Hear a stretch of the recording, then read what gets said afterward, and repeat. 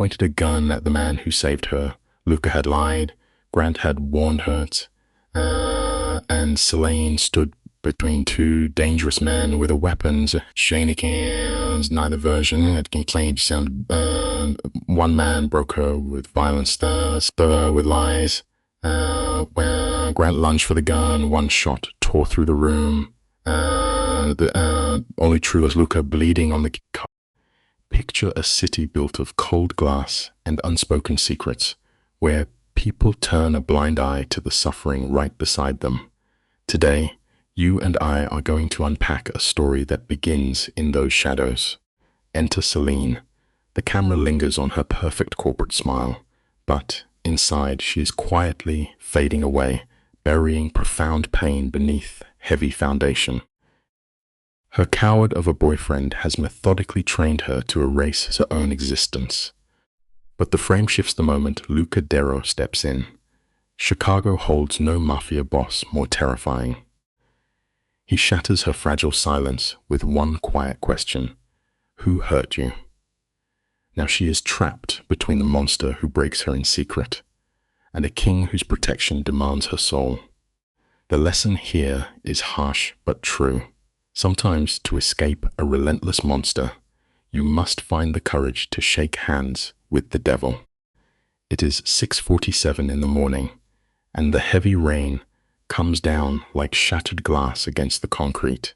Selene stands completely frozen outside the massive apex tower, staring at those revolving doors like they might swallow her whole.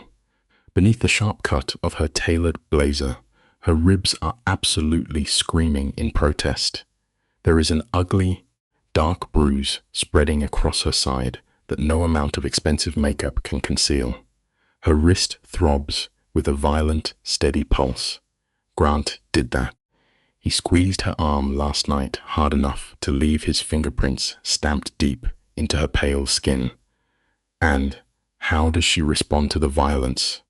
She swallows the exact same toxic lie she repeats every single day, convincing herself it was not that bad.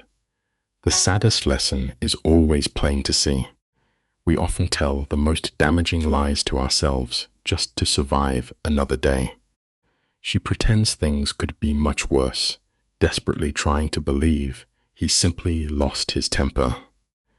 She pushes through the doors into a lobby covered in expensive marble and harsh lighting that reeks of corporate greed. Taking the elevators up to the 23rd floor, she steps into a vast grey room where endless spreadsheets quietly drain the spirit out of everyone. Selene walks straight to her desk by the window. Leaning her forehead against the cold glass, she silently watches strangers on the street below living painfully normal lives.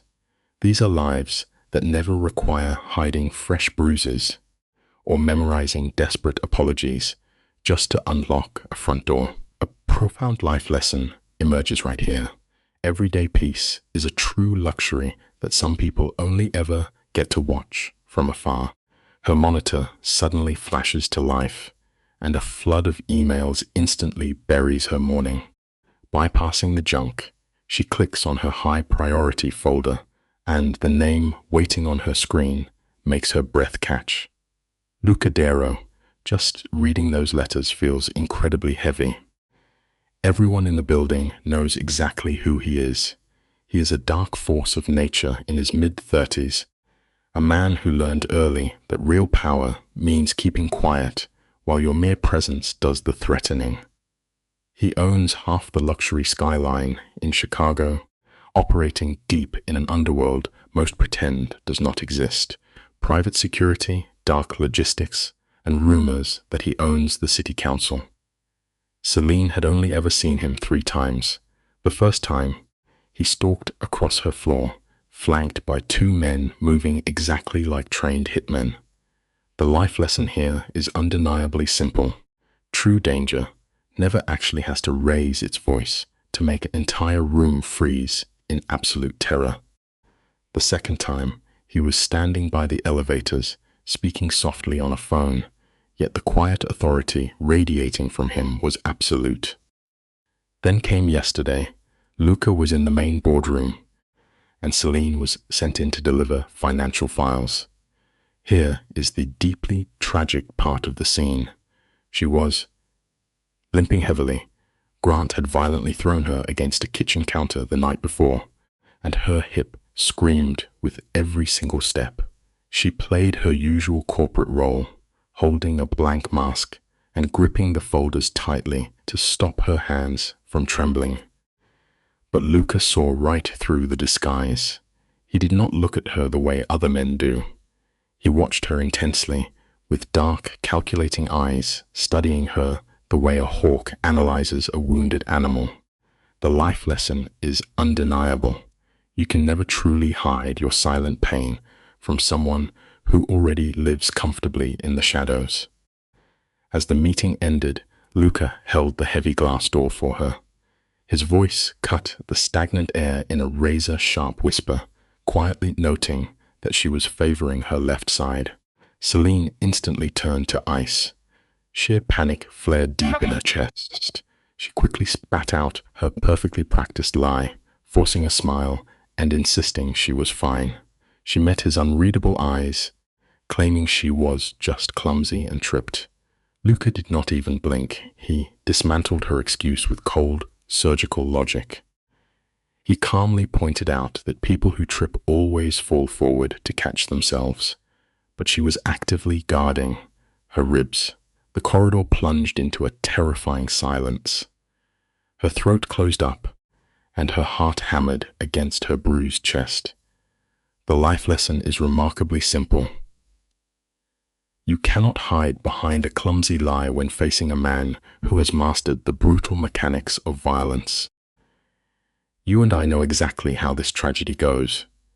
She had spent years perfecting her dark survival routine, deflecting the blame, forcing empty smiles through blinding pain, and making her excuses sound completely genuine. But under the cold, unwavering gaze of a Mafia don, her lies felt painfully hollow. Still, she doubled down, insisting she was fine. Luca just gave a slow, deliberate nod and stepped back. Before leaving, he quietly said that whenever she was ready to stop lying, he would be waiting. Sitting at her desk now, those heavy words echo on an endless, maddening loop. It no longer felt like simple human concern. It felt like a dangerous, inescapable promise from the devil himself. The morning drags on as her phone vibrates relentlessly. The life lesson is chilling. A painful secret is never truly yours alone once a powerful man decides to look closely. 4 new messages were from Grant. They were the unhinged texts of a violently insecure man, making dark threats about what would happen tonight. She hits delete. Swiping his anger away is a tiny, desperate act of rebellion against a massive brick wall. At 10:30, her manager Linda marches over with a fake corporate smile that always signals disaster. Linda casually drops a heavy bomb. She orders Celine to conference room B by 11. The terrifying reason: Luca Darrow personally requested her for a private briefing. Celine feels the floor physically drop out from under her feet. Out of hundreds of invisible employees, the most dangerous man in Chicago specifically asked for her. The life lesson here is terrifying. You can try to stay invisible in the shadows, but destiny has a brutal way of dragging you out into the harsh spotlight. Linda tells her not to overthink it, vanishing before Celine can even speak. The agonizing wait is suffocating torture, exactly like bracing for a life sentence. Celine escapes to the bathroom, frantically fixing her makeup and smoothing her blazer with trembling hands. She stares deeply into the mirror, ensuring the hollow corporate girl is all that remains visible. Every ugly bruise is buried under expensive powder. At exactly 11, she pushes open the heavy door to conference room B. There he is. Luca Darrow sits perfectly still at the head of the long table. He holds a heavy metal pen like it is a literal weapon. His charcoal suit is tailored so flawlessly, It looks like modern armor for a king of the underworld. The life lesson is undeniable. True power never needs to raise its voice.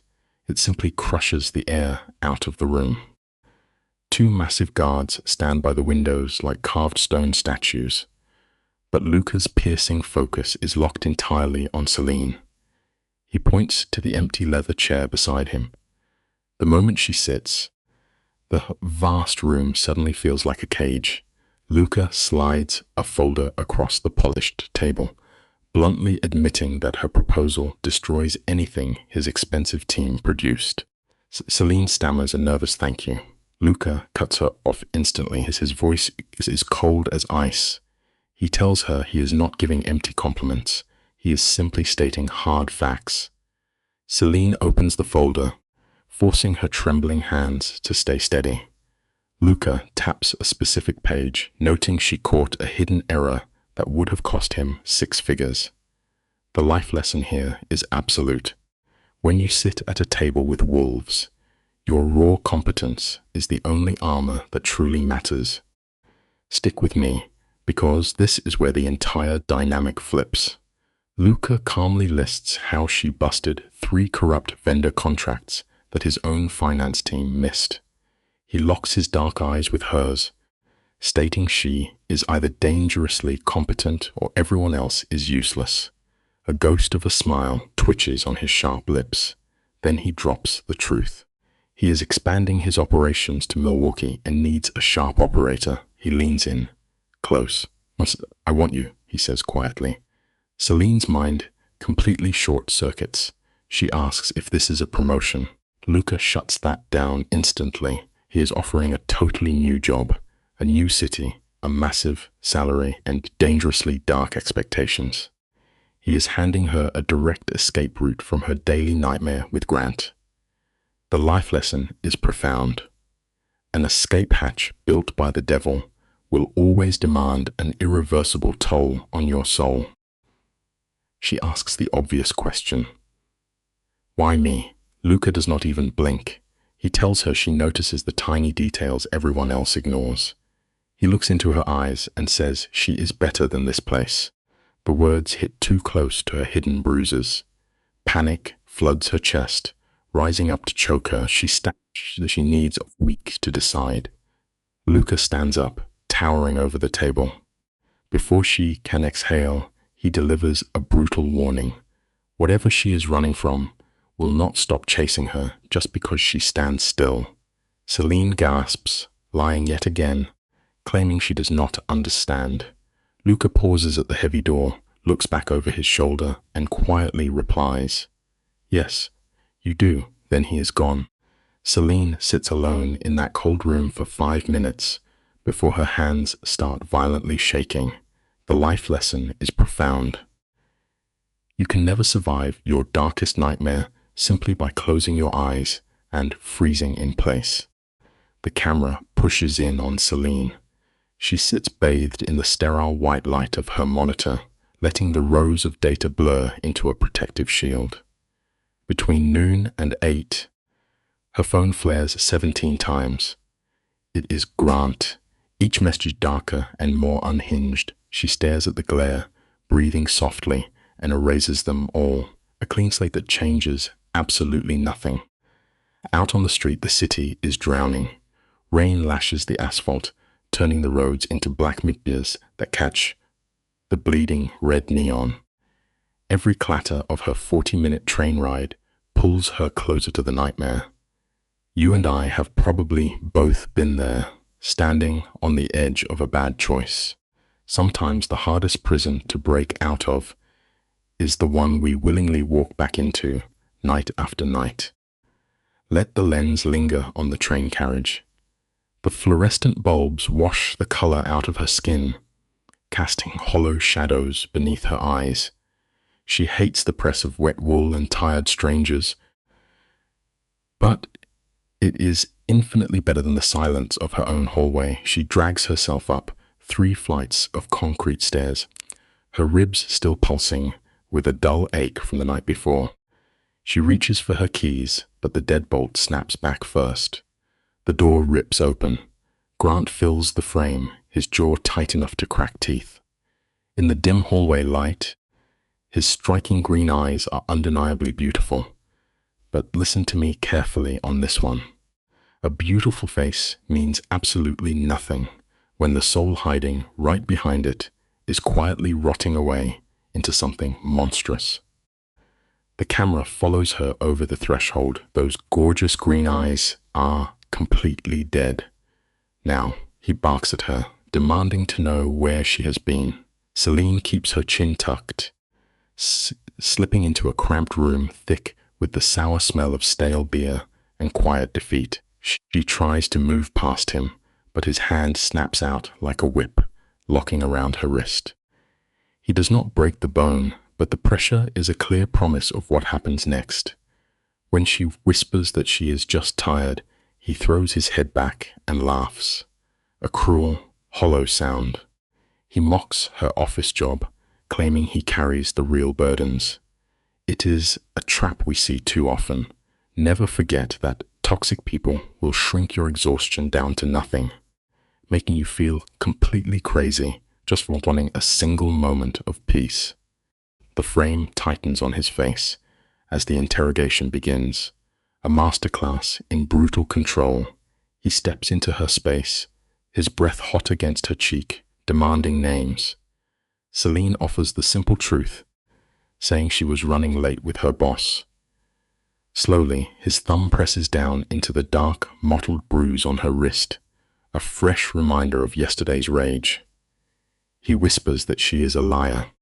The shadows in the room seem to stretch, pressing the air out of her lungs. She begs him to stop.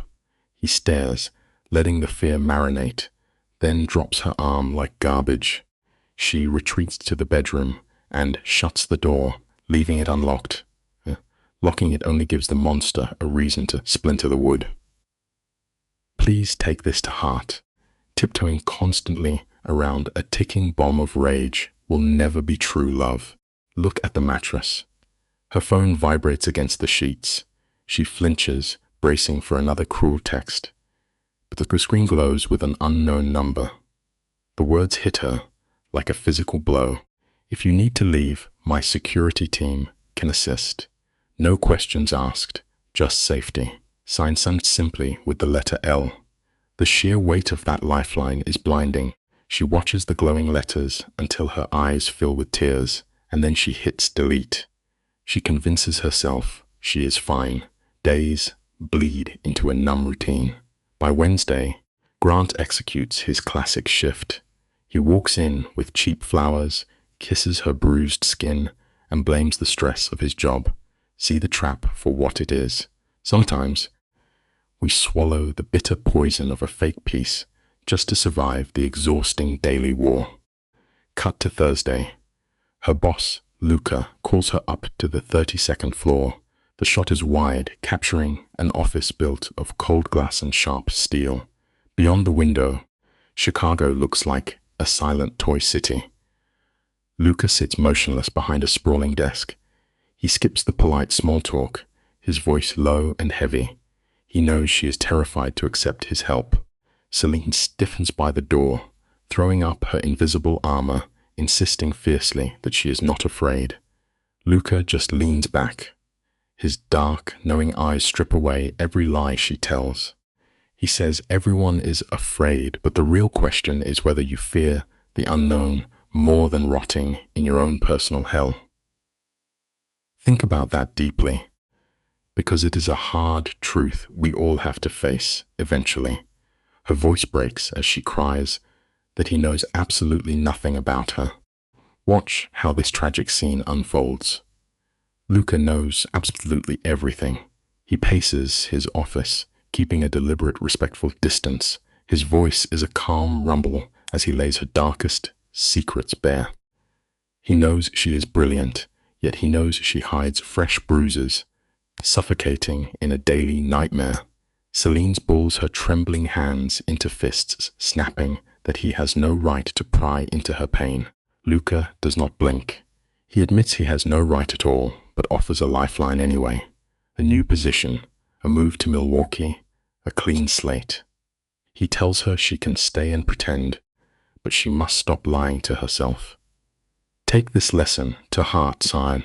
Sometimes the harsh truth hurts infinitely more than a physical blow, but it is the only real thing that will ever set a broken soul free. Luca warns her, this is no pity project. He offers a real job, but the clock is ticking. The lifeline dies on Monday. Celine storms out without a word. Then Friday night arrives, and her fragile illusion shatters. She walks in at 7:30.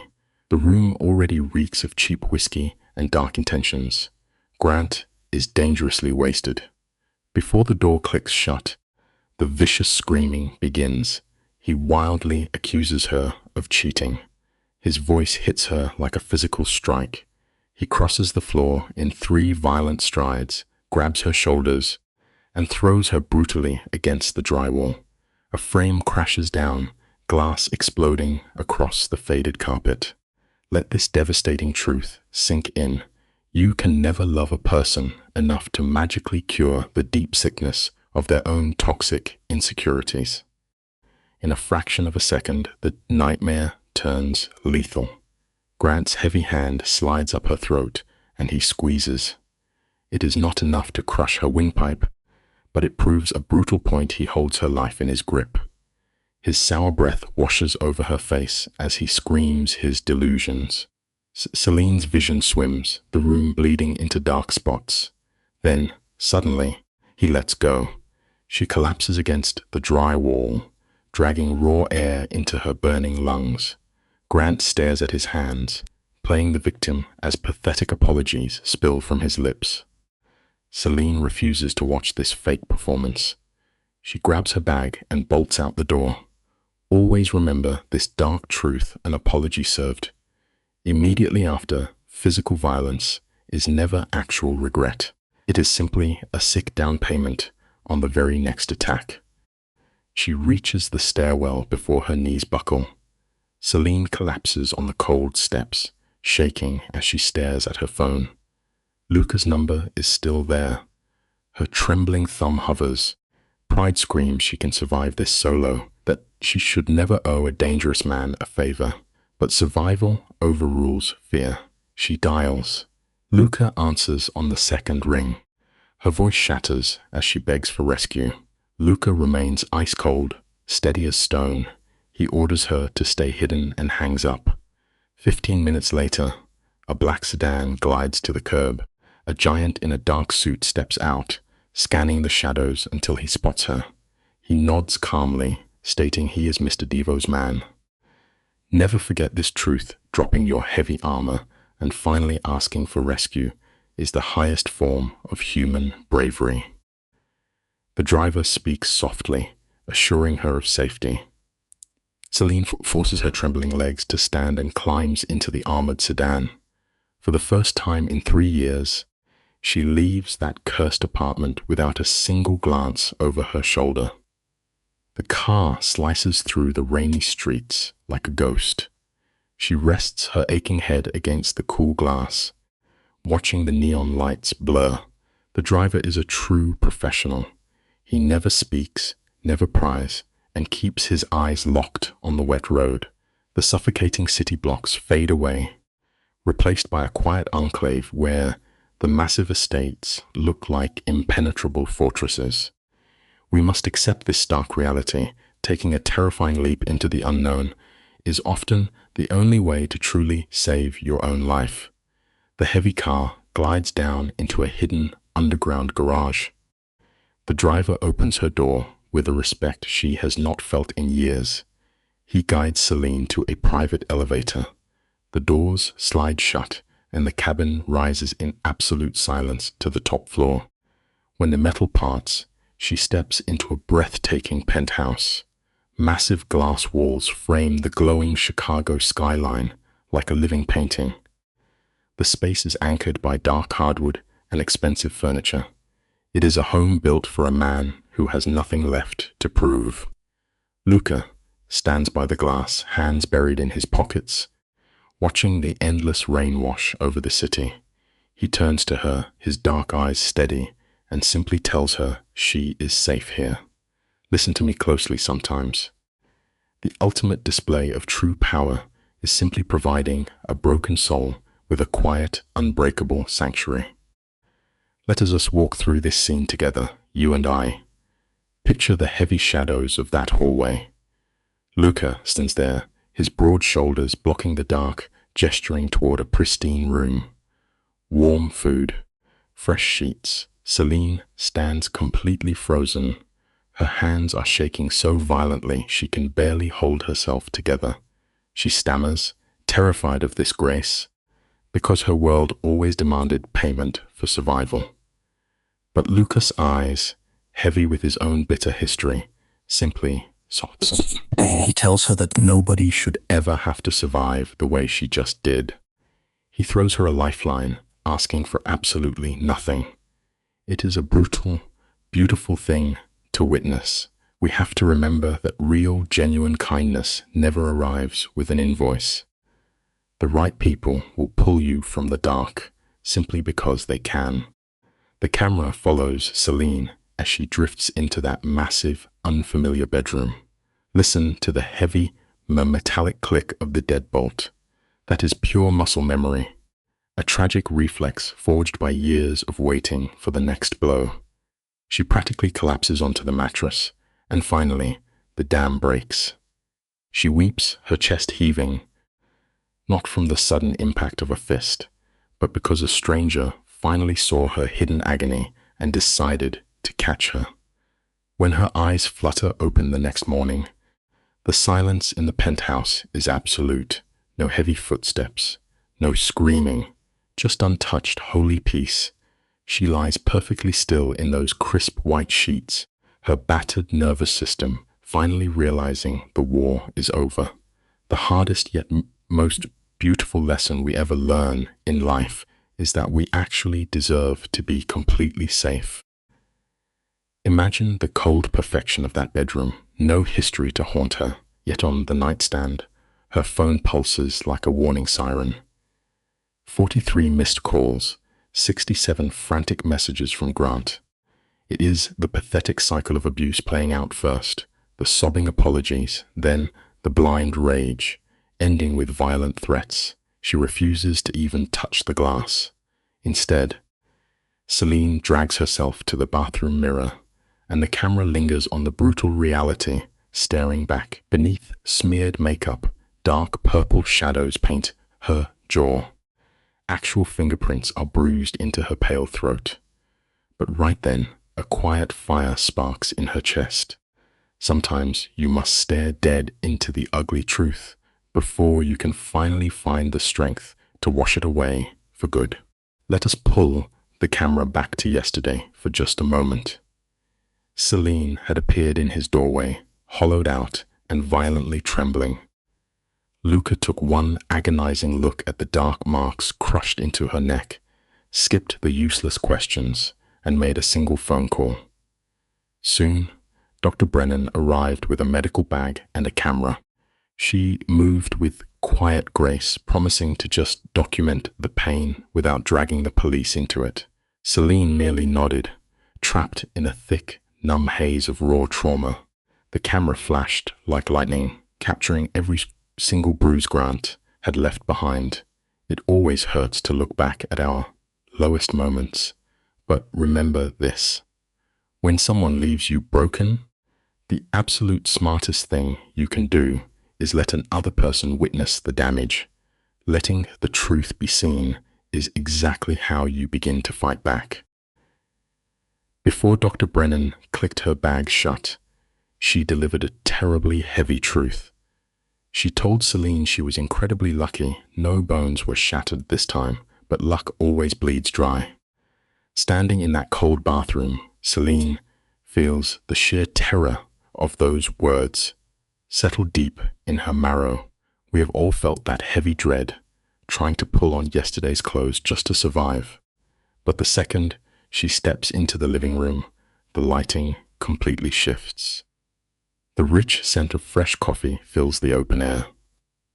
The morning paper rests on the marble counter, and golden sun pours through the massive windows, washing the brutal city below in pure hope. Is a beautiful truth to hold on to when things feel entirely lost. No matter how dark the night was, the sun is always going to rise and offer you a brand new start. The lens tracks her fragile steps into the kitchen, and there is Luca. This is a man who commands underground empires, now casually leaning against the island in rolled-up sleeves. He slides a steaming mug of black coffee across the cold marble. Celine wraps her hands around the ceramic like a physical lifeline. When she asks how long she was out, he softly mentions 14 solid hours. But then the air in the room grows undeniably heavy. Luca meets her tired eyes and calmly notes that her phone has been ringing without pause. He sets his tablet down, asking the quietest, heaviest question imaginable. "Do you want me to handle it?" she whispers, asking how. He replies softly, "However you need me to."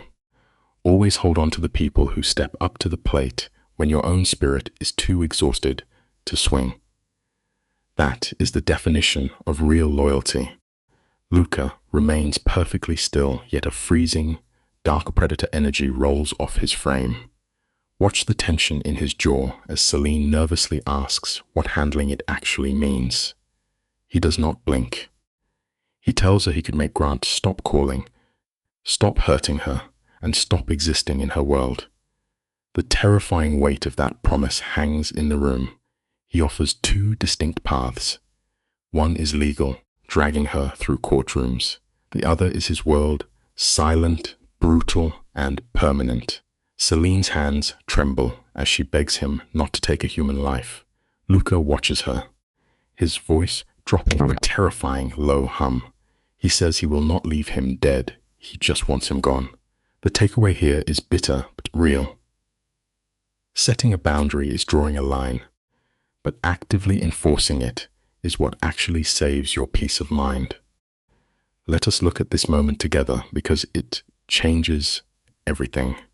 Luca promises he will make the man completely vanish from her reality. Celine turns her gaze to the sprawling city below, watching normal people live entirely free of this suffocating terror. She whispers that she simply does not know how to move forward. Luca refuses to push her. Instead, he steps up to the glass beside her and delivers a harsh, freezing truth. Men like Grant do not back down just because you ask politely or because a judge stamps a piece of paper. They only stop when they have absolutely no other choice left. You and I need to be completely honest about this. You can never negotiate with someone who actively feeds on your deep pain.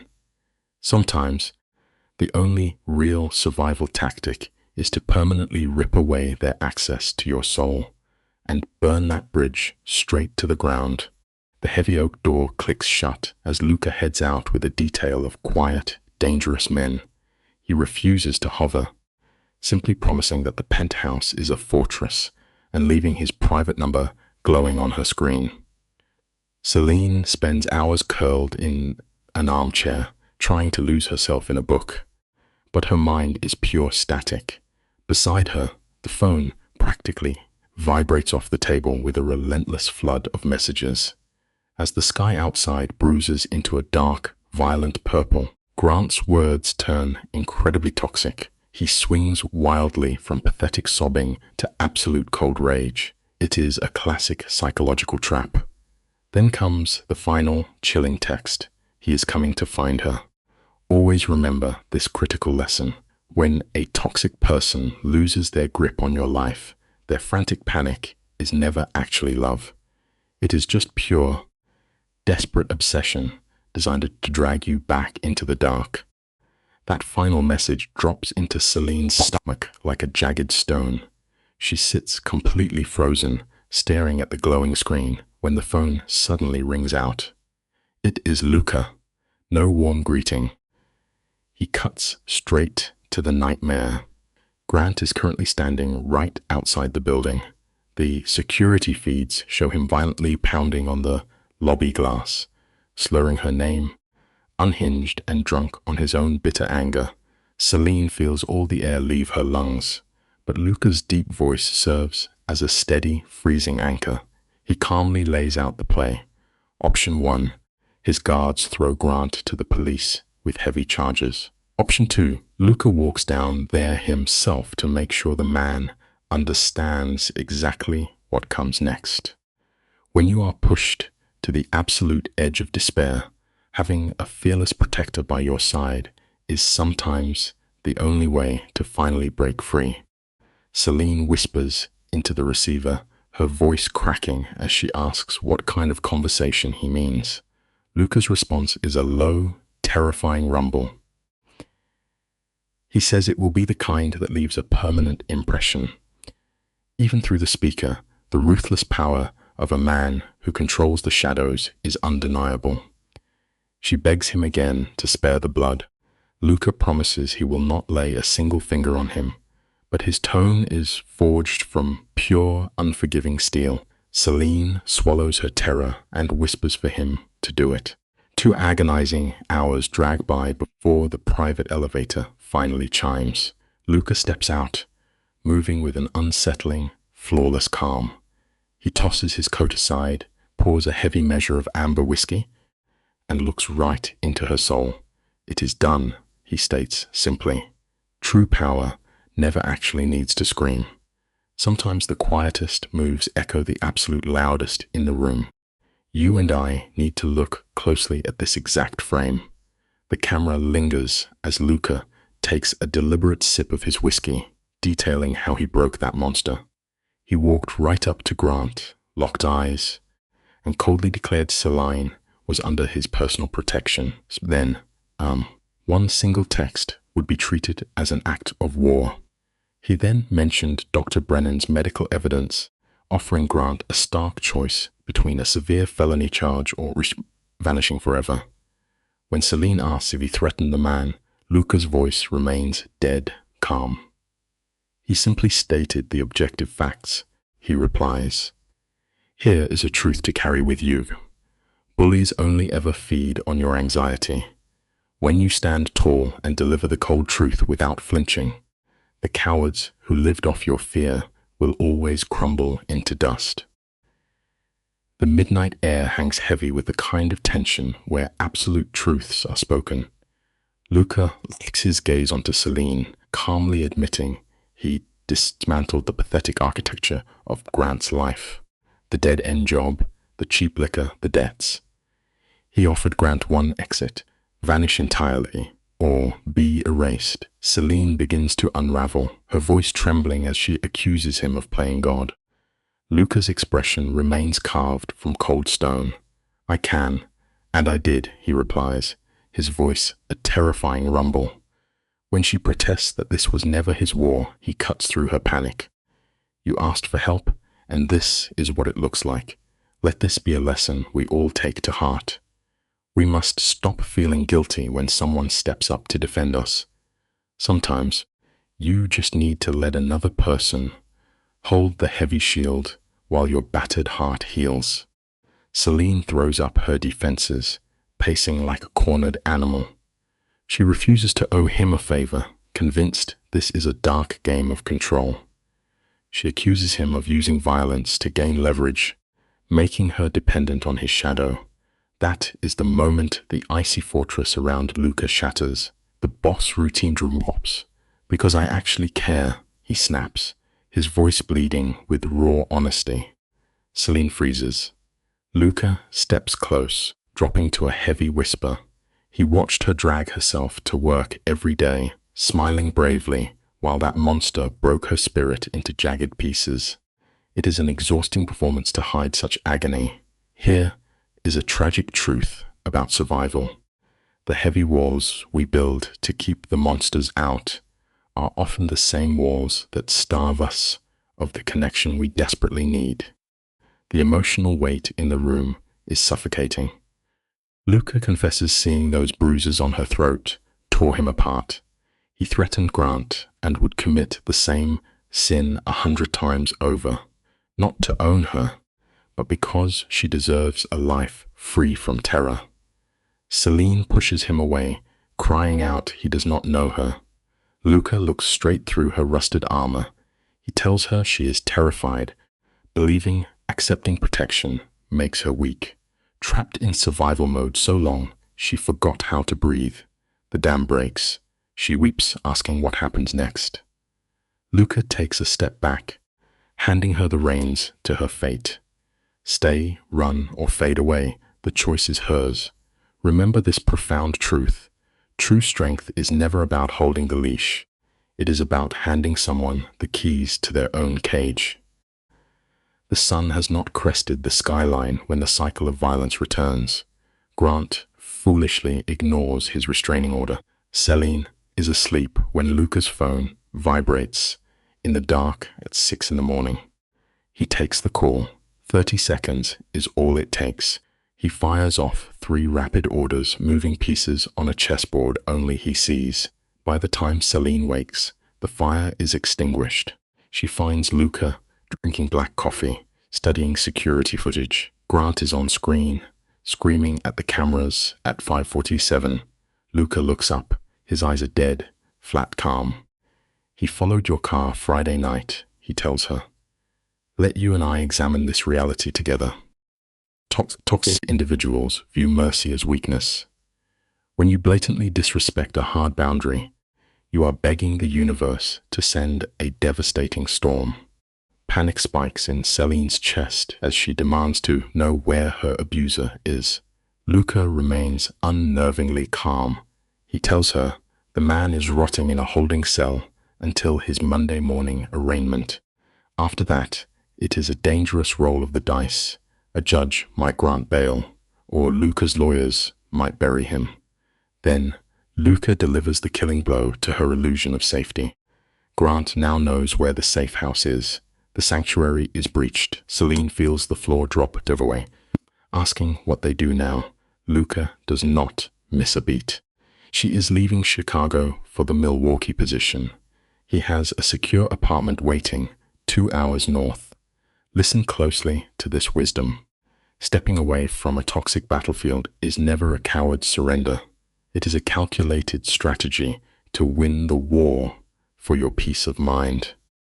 Luca presents a choice, hanging in the room, heavy as an anvil. She can leave town or stay and let him handle Grant the hard way. Celine asks what that means. The temperature plummets. Luca's expression hollows into a dark void. A terrifying violence radiates from his posture. He asks if she truly wants the gruesome details. She takes a breath, peers into that abyss, and wisely whispers no. By noon, she is sealed inside a black sedan, speeding north on Interstate 94. It happened with dizzying speed. Luca's network swept through her penthouse like phantoms, packing her life away. They even cleared out the apartment she once shared with Grant. Here is the bitter truth we must accept. Choose your battles wisely. Some dark doors, forced open by violence, can never be closed again. Before escaping, Celine signed away her old life. She was handed legal documents, golden handcuffs, disguised as a fresh start. There were relocation funds, silence clauses, and a huge salary. Now, in the back of this car, the silence is deafening. Her driver is the same muscle from Friday, asking nothing, driving her into the unknown. Celine watches the Chicago skyline vanish in the rearview mirror, praying it takes her nightmares with it. Her phone vibrates. A text from an unknown number states her keys are with security, and the apartment is in the 3rd ward. She stares at the glowing letters until her vision blurs, then powers the device down. Let me tell you something vital about starting over. Stepping into true growth is terrifying, but choosing to stay in the dark is always deadly. The sanctuary in Milwaukee is breathtaking. An 8th floor penthouse inside an old warehouse with massive windows over the dark river. The space features exposed brick, high ceilings, and perfect furniture. It is flawless, yet completely hollow. Celine stands frozen, feeling the phantom grip of her past around her throat. She turns her phone on. It rings instantly. Her blood turns to ice, but it is not Grant. It is Luca. His deep voice fills the space, asking if the sanctuary is acceptable. She whispers it is too much, but exactly enough. Luca calmly tells her he will be there tomorrow to map out her new existence. She hesitates, trembling slightly, and says, "Thank you. Remember this crucial lesson. You can build a stunning fortress of gold, but true peace of mind is always an inside job." Monday morning arrives with a heavy knock. Luca is not a man who deals in half measures. He is there at 9 sharp, his security team flanking him like stone gargoyles. He steps inside carrying a leather briefcase and 2 coffees, silently handing her one black, no sugar. Celine asks how he knew her exact order. "I pay attention," he murmurs. That coffee tastes like a rare sliver of comfort. Luca drops his briefcase on the marble island, pulling out massive stacks of folders. He meticulously walks her through vendor contracts, security protocols, and logistics. Celine flips through the pages, her head spinning from the weight of her new reality. Take note of his method. Real rescue is never just pulling someone from the wreckage. It is handing them the tools they need to forge their own armor. Celine stares at the paperwork, whispering it is too much. Luca shuts that doubt down instantly. Now, you and I are probably wondering the exact thing she asks him next. Why does a powerful man care so deeply about her survival? Luca walks to the massive windows, watching the dark river below. The silence stretches until it aches. When he was 16, he begins, his voice hollow. He watched his father beat his mother half to death over a late dinner. He was a kid, paralyzed by fear. 5 years later, the man killed her. Luca turns back, his dark eyes locking onto Celine with a terrifying intensity. He swore he would never be powerless again. We must recognize this truth. The strongest souls never bury their tragedy. They forge their darkest memories into a heavy shield to protect the innocent.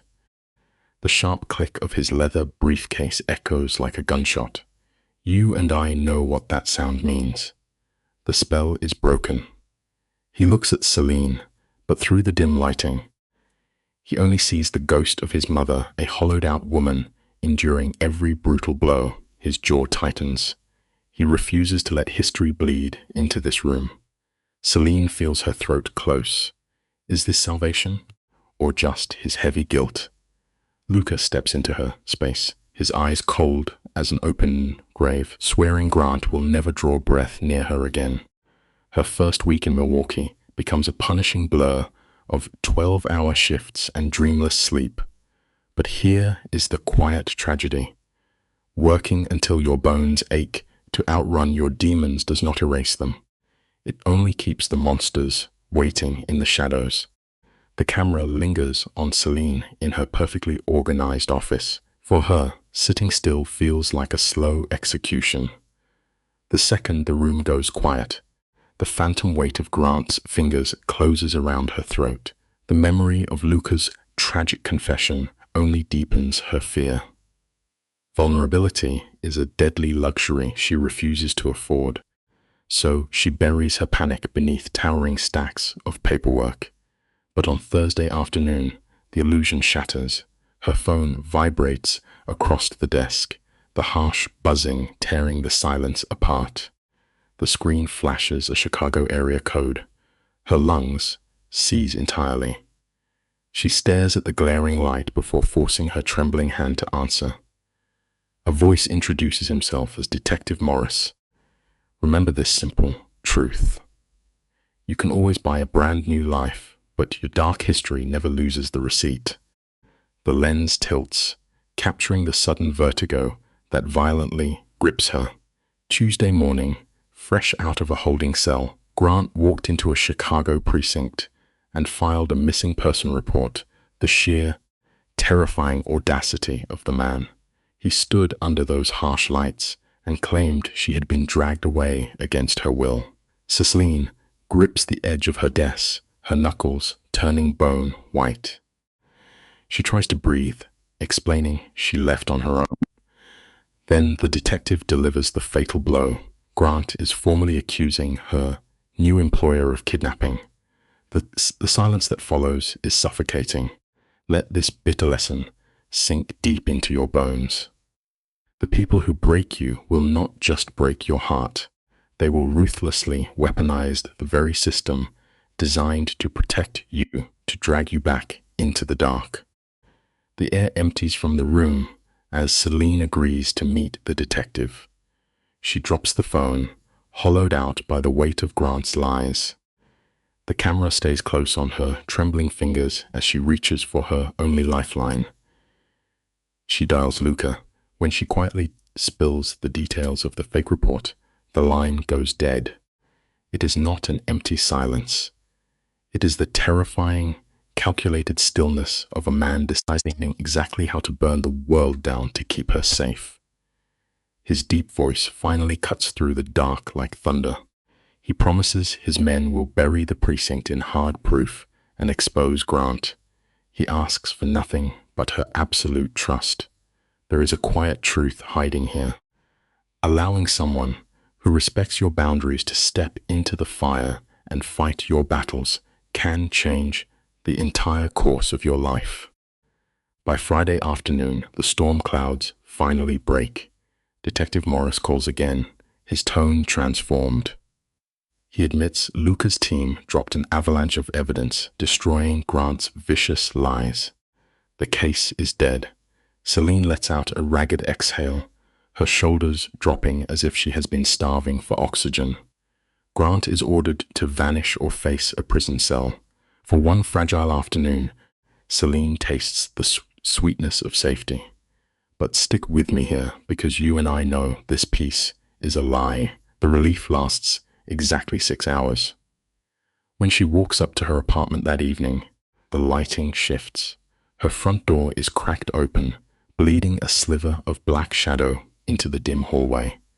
Never forget this hard reality. A false sense of safety is often the most lethal trap a wounded soul can ever walk into. Her heart hammers violently against her ribs. Her trembling fingers fumble to call Luca. He answers instantly, his voice a sharp blade commanding her to stay back. Security alarms had tripped, and he is tearing through the city. Celine does not hesitate. She bolts down the concrete emergency stairs, her breath tearing through her lungs in a wild sprint for the exit. But as she reaches the lobby, the heavy echo of boots stops her dead. The camera pans slowly. Grant stands perfectly still in the doorway. He looks utterly broken, unshaven, wild eyes, clothes ruined.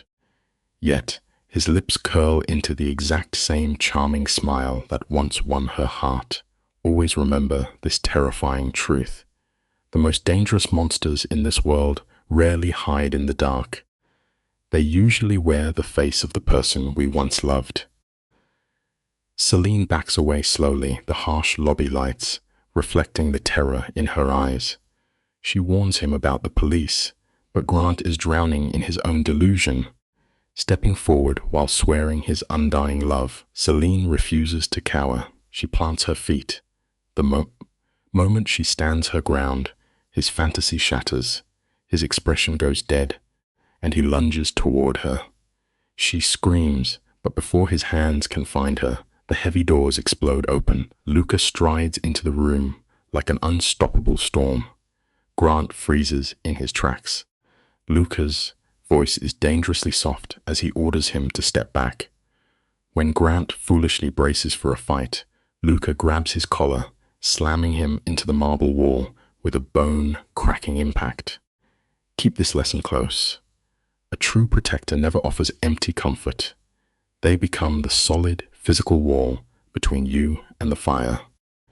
Grant had hunted her across state lines, blind to the consequences, but he never factored a man like Luca into his fatal equation.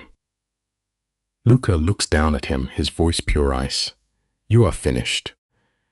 Grant wildly tries to swing, but Luca drops him to the floor with a single strike. The sickening thud of bone against tile echoes endlessly. Luca, slowly straightens his cuffs. When he turns back to Celine, his dark eyes instantly soften into something remarkably tender. "Are you hurt?" She stares in shock. This lethal man just delivered brutal vengeance, yet looks at her like she is fragile glass. When she asks why he let Grant live, Luca quietly replies, "Because you asked me not to." Let this truth sink in. Someone who truly values you will honor your boundaries, even when their vision is entirely painted in red. With Grant groaning on the cold floor, Celine finds a piercing moment of total clarity. The camera pushes in as she stands at the edge of a psychological cliff. You and I have stood at this exact crossroads. She could run, trying to vanish where toxic abusers or dangerous protectors could never find her. Or she could step into the dark unknown, embracing whatever life Luca offers. As sirens wail in the distance, she makes her irreversible choice. She walks straight up to Luca. "Take me somewhere safe." He searches her eyes, asking without words if she is certain. When she nods, he gently guides her out the door. Grant screams her name as flashing lights arrive, but Celine never turns around. Here is a vital lesson. To save your soul, you must sever the dead weight and utterly refuse to ever look back. Celine watches the skeletal winter trees blur past the tinted windows, her pale fingers anchored to Luca's hand. Neither of them speaks a word. It is that ringing, heavy silence that settles over the ruins right after a disaster. Grant's desperate screaming is still trapped inside her head, tangled with the brutal crunch of Luca's fist. She knows she should feel liberated, yet a freezing emptiness washes through her veins. She feels entirely complicit, having crossed a dangerous moral boundary without fully understanding the cost. Here is a painful truth about our deepest scars. Surviving trauma does not mean your pain magically evaporates the second the villain falls. The invisible wounds leave a heavy mark. The vehicle slows as massive iron gates swing open, revealing a Gothic mansion hidden in the falling snow. Luca's men move with lethal precision the second the engine cuts out, their eyes scanning the dark woods for an ambush. Luca steps into the freezing night air, offering Celine his open hand. The bitter wind strikes her like a physical blow. Without a word, Luca sheds his heavy wool coat and wraps it securely around her trembling shoulders, sealing out the cold. They walk together through massive oak doors into a cavernous foyer built of dark stone and sweeping staircases. This is clearly not a normal home. It is an impenetrable fortress designed to keep the violent world locked outside. Suddenly, his phone rings, shattering the heavy silence. Take this gentle lesson with you.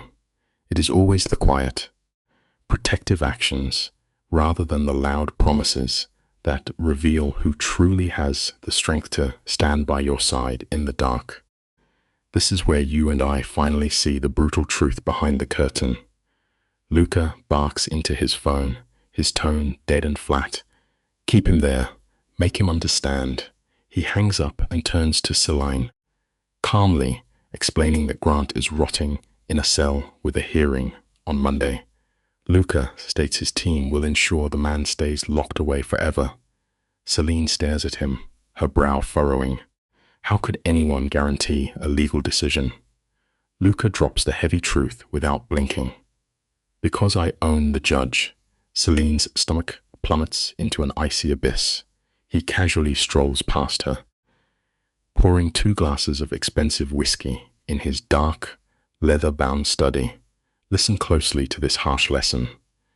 Discovering that the entire system is rigged is terrifying, but learning how to navigate those broken rules will change your life forever. Luca extends the glass, but Celine remains entirely frozen. You own a judge? She whispers. Luca does not blink. I own several, he replies. She calls it corruption. He calls it survival. The legal system was never meant to shield the innocent. was constructed for men exactly like Grant. Men who smile perfectly while making victims look insane. Luca owns judges because the game is rigged. Celine argues, her hands trembling violently, that society needs fair laws. His gaze turns to absolute ice. "And you think laws protected you?" he asks softly. "We all have to face this painful truth eventually. The very rules we blindly trust to keep us safe are often the exact things leaving us completely defenseless against the real monsters hiding in the dark. Let us step back and look at this together." Luca simply tears her fragile argument to pieces. She had a legal order, yet Grant broke the door down anyway. The police sat on their hands until Luca forced them to act. He steps closer, casting a long shadow, warning her to stop lecturing him about reality when she spent 3 agonizing years in blind denial. The words land like a physical slap. Celine slams her glass onto the table. Before her shaking fingers drop it completely, she gasps that she cannot breathe, bolting out of the room. Out in the echoing hallway, heavy snow falls past the tall windows, violently burying the dark trees. You and I know this feeling all too well. The hardest truth to finally accept is almost always the exact one you have been desperately hiding from yourself. The air in the hallway grows incredibly heavy with words neither can ever take back. Luca stands rigidly, a muscle feathering in his jaw. He knows he pushed her too far, but he had to shatter her denial. Celine lets out a hollow, bitter laugh that echoes off the cold stone walls. She throws his underworld of broken bones and dirty politicians right back in his face, accusing him of being just another controlling man. Luca steps into her space, his deep, deep voice rumbling as he swears he is absolutely nothing like Grant. He gently reminds her that she was the one who made that desperate late-night phone call. His voice drops to a raspy whisper as he asks what her other option really was. It forces a very bitter lesson to the surface. Sometimes simply surviving means you have to blindly choose the lesser of 2 terrible evils. Luca drives the brutal reality straight into her chest. He asks if she truly wishes she were back in that apartment, letting Grant slowly crush the breath out of her lungs. He accuses her of preferring a predictable death over a messy life. The accusation strikes Celine so hard she physically recoils, whispering that his logic is horribly unfair. They stand frozen in the dim hallway, the tension sharp enough to cut skin. Eventually, the fight drains from his broad shoulders. He offers her the east wing. She can stay or walk out into the freezing night. As the crime boss fades into the heavy shadows, Celine drops to the floor, weeping until her ribs ache. We must remember this painful truth. Sometimes you have to completely shatter into pieces before you can ever begin to rebuild yourself. The guest room is a sanctuary of suffocating luxury. A roaring fireplace warms the antique furniture, and a vast bed waits beneath heavy silk sheets. Resting on an armchair is a stack of clothing, perfectly her size. Celine moves with mechanical steps. She scrubs the dried tears away, splashing freezing water on her skin until the haunted woman in the mirror finally looks familiar. Wandering downstairs, the absolute silence of the sprawling mansion feels heavy. In the kitchen, she finds fresh coffee and a handwritten note from Luca. He tells her to rest, casually mentioning his armed guards have the perimeter locked down. It serves as a stark reminder of a simple truth. All the vast wealth in the world means absolutely nothing when you are merely a prisoner confined inside a beautiful gilded cage. Celine cradles the warm mug, watching the winter frost bury the massive sad estate. Her eyes drift toward her phone on the marble counter. The screen glows with 23 missed calls. She taps the glass, and Grant's slurred, desperate voice fills the quiet room. He spins the exact same toxic apologies she has endured 1,000 times. He frantically warns her to run from Luca, claiming the Mafia boss is manipulating her. Celine does not hesitate. She presses delete, erasing his pathetic lies. The next message is a hungry journalist digging for a tragic story. She erases that one just as fast. Here is a lesson we must all remember about survival. Finding true peace requires entirely cutting the toxic noise out of your life, not simply turning the volume down. Then, the third recording clicks open. The third voice is cold and dripping with legal threats. It is Grant's attorney, spinning a wild narrative that Celine was coerced into making false statements. He demands a meeting. Without blinking, she deletes the message. Setting the phone down, she realizes her hands are steady. The blinding terror has finally burned out, leaving behind a thick, protective numbness. She wanders the grand estate like a lost, drifting through a towering mahogany library and empty hallways. It feels incredibly hollow. This is not a real home. It is a lonely museum built by a man too consumed by his violent empire to actually live in it. It is a haunting reality we often ignore. Emotional numbness is a wonderful shield for a few hours, but it never eliminates the terrible demons waiting in the dark. Stick with me here, because you and I are about to watch this take a very dark turn. Luca steps silently out of the shadows, holding a thick envelope. Celine lowers her book as he scatters surveillance photos across the table. The first shows Grant stalking Luca's building. The next catches him lurking near her old apartment. But the third image makes her blood run cold. Grant is speaking with a terrifying older man wearing a sharp suit. Luca watches her confusion before dropping the anvil. That man is Vincent Castellano, a truly ruthless fixer for violent crime families in Chicago. The final photo reveals Grant eagerly scheming with known Mafia enforcers. Listen closely to this harsh lesson.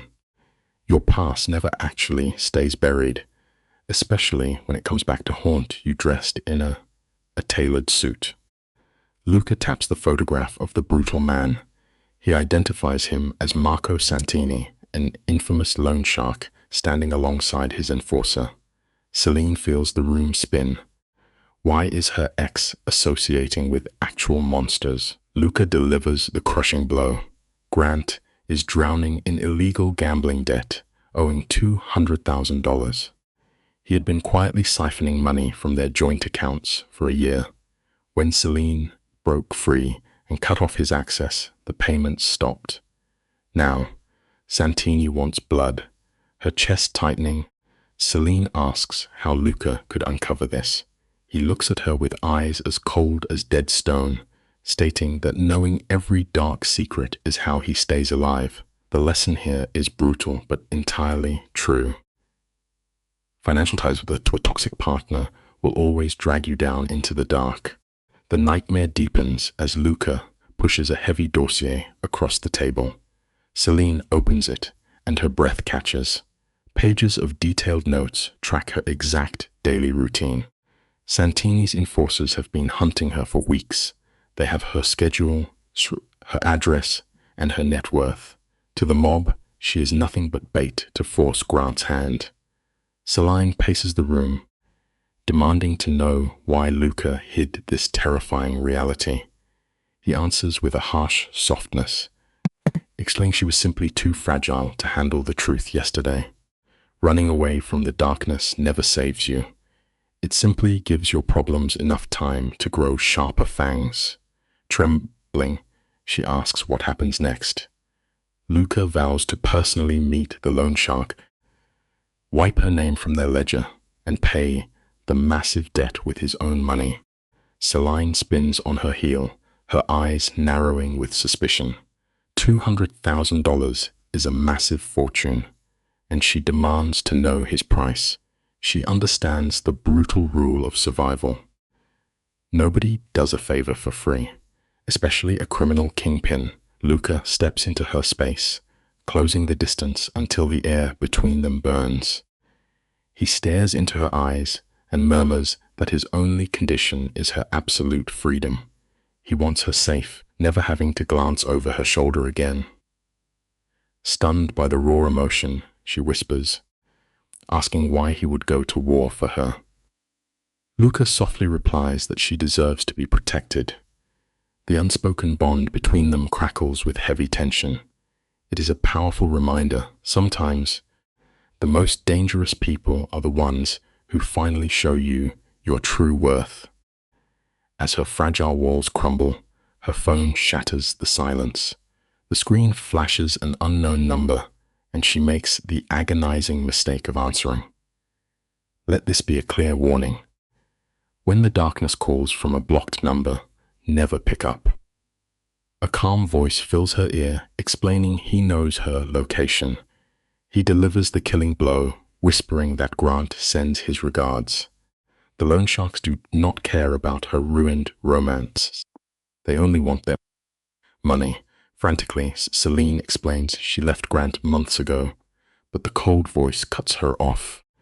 The debt is $230,000. She has 7 days to deliver half, or they will carve the payment out of her flesh. The line abruptly goes dead. Celine stands frozen, her blood turning to ice. The nightmare has finally breached her safe haven. Luca snatches the phone from Celine's trembling fingers. He memorizes the digits, immediately barking orders for a trace. His voice slices the room, commanding her to pack. Tears fall as she reminds him of his vow to keep her safe. Luca's jaw hardens, brutally confessing his mistake. You and I know the weight of that truth when the ground collapses. Pride must burn to keep you alive. Soon, an armored convoy tears down the snowy highway. Luca white-knuckles the steering wheel, firing rapid Italian into his headset. Celine sits utterly frozen. $230,000. All this violent chaos just because of Grant. Staring into the black, she whispers into the cold cabin air, begging to know exactly where they are running to in the dead of night. The dashboard casts a ghostly glow on Luca's face as he outlines their escape. They are vanishing to a fortress in northern Michigan, entirely off the grid. He swears they will never return until he buries the men hunting her. Celine studies his sharp profile. This crime lord has torn her world to shreds, yet he guards her like a fragile treasure. The suffocating pressure finally breaks her. She cries out, demanding he stop fighting her battles. True independence means carrying the heavy stones of your own wreckage. But Luca grips the wheel tighter, the leather groaning. His voice splinters as he snarls a dark confession he genuinely cares for her. The words tear from his throat like jagged glass. He absolutely despises the fear in her eyes. This is no longer just protecting a helpless victim. He is going to war. Luca's low voice breaks the heavy silence of the cabin. He outright refuses to abandon her over a debt she never created. His dark eyes remain fixed on the frozen road as he mutters that true loyalty does not vanish when the shadows stretch out. Celine attempts to raise her emotional walls, asking what happens if she rejects his protection. A ghost of a smirk touches his lips. Too late for that. The car plunges into the black spine of the forest until a rough timber cabin appears in the headlights. Do not let the rustic wood fool you. It is a paranoid fortress, humming with heavy generator power and satellite lines. His vast underworld reach is terrifying. It teaches a brutal but simple lesson. When a monster stands between you and the crushing storm, you hold on tightly to the monster. The firelight casts dancing shadows on the timber walls as Luca commands her to sleep. He takes his post by the frosted glass, a silent guardian, refusing to close his eyes until dawn. Wrapped in a heavy blanket, Celine bites her lip to trap a scream. She feels her quiet life slipping away like dry sand, but in that freezing bedroom, a much darker agony takes root. She is falling for a predator. Luca is a ruthless manipulator, yet he is the only one shielding her from the flames. The human heart is a tragic, reckless thing, pulling us toward the exact danger we are supposed to flee. 3 agonizing days bleed out inside that wooden cage. Celine simply watches him pace the floorboards, listening to his velvet voice broker violent deals over a satellite phone with the worst kinds of men. The embers pop in the silence. Celine stares blindly at a book, catching every icy threat Luca whispers into his phone. He is commanding a dark empire from the middle of nowhere. When the pale light of the 4th morning bleeds through the glass, a sudden ring shatters the quiet. Luca listens, and the warmth entirely drains from his skin. Grant has escaped. Her cowardly ex brought off a guard and vanished in the dark. Lum, listen to me. A cornered, desperate man with absolutely nothing to lose is the most dangerous creature on earth. Celine's chest tightens as she asks what happens next. Luca firmly orders her to stay buried in the cabin while he cleans up the city. But Celine slowly shakes her head, her trembling hands finally going perfectly still. She is completely finished with hiding in the shadows. Celine steps forward, locking onto Luca's dark eyes. Her voice shakes, but the steel is undeniable. She absolutely refused to let him bleed for her battles anymore. If this ruthless underworld is her reality, she must look it in the eye. It is a bitter lesson. You cannot hide it in the shadows forever. Eventually, you must step up and fight. Luca stares down at her. For a second, his cold mask slips, revealing a flicker of raw respect. He warns her that crossing this line means the innocent version of Celine dies today. She does not even blink. 20 minutes later, their tires are ripping apart the dirt road, racing toward the jagged concrete teeth of Milwaukee. Luca glares at his buzzing phone in heavy silence. Grant is violently tearing through her old life, burning everything just to track her scent. Grant is tracking her scent like a starving wolf, desperate for blood. When they reach Luca's glass tower, the atmosphere is suffocating. The building is a sealed vault, guarded by men in tailored suits, standing like statues in the lobby. Luca rushes her into the penthouse office, where the glittering city looks like a doomed chessboard far below. He firmly orders her not to move. The heavy mahogany drawer slides open, and Luca pulls out cold, black steel, a loaded pistol. He shows her the safety, his voice completely hollow. If the door opens and it is not him, she must pull the trigger. Here is a tragic reality. When the devil hands you a weapon to save your soul, you take it. Celine just stands there, totally paralyzed, her wide eyes locked onto the lethal gun resting quietly on the polished wood desk. Celine stammers, her hands shaking as she confesses she has never held a gun. Luca silences her with a sharp hand. His dark eyes are completely stripped of mercy. If Grant breaches that door, hesitation means death. Survival is an agonizing process. It forces a brutal truth upon us. You must become whatever the nightmare requires when the fire burns everything else down. Luca walks out, leaving her to the echoing silence. Celine sinks into the massive leather chair, weeping for the boring life she used to have. The absolute stillness is suffocating. Suddenly, her phone screen lights up the dark room. A message from Luca. Grant is inside the building. A heartbeat later, a second text flashes. They caught him. Before Celine can even draw a full breath, the heavy, rhythmic thud of deliberate footsteps echoes in the hallway right outside her door. The brass handle turns, and the massive door swings wide. Luca's shadow devours the light. Behind him, Two guards drag Grant across the floor. Selene's stomach violently drops. The man who shattered her heart is now a pathetic, bruised shell, his clothes torn to shreds. Yet, even on his knees, Grant twists his bleeding lips into that same toxic grin. His eyes lock onto hers, and he whispers a sickly greeting. Take this warning, never let a ghost from your past smile at you while standing on ashes of your life. With a subtle flick of his wrist, Luca dismisses his men. The door clicks shut. Grant immediately starts whining, playing the pathetic victim.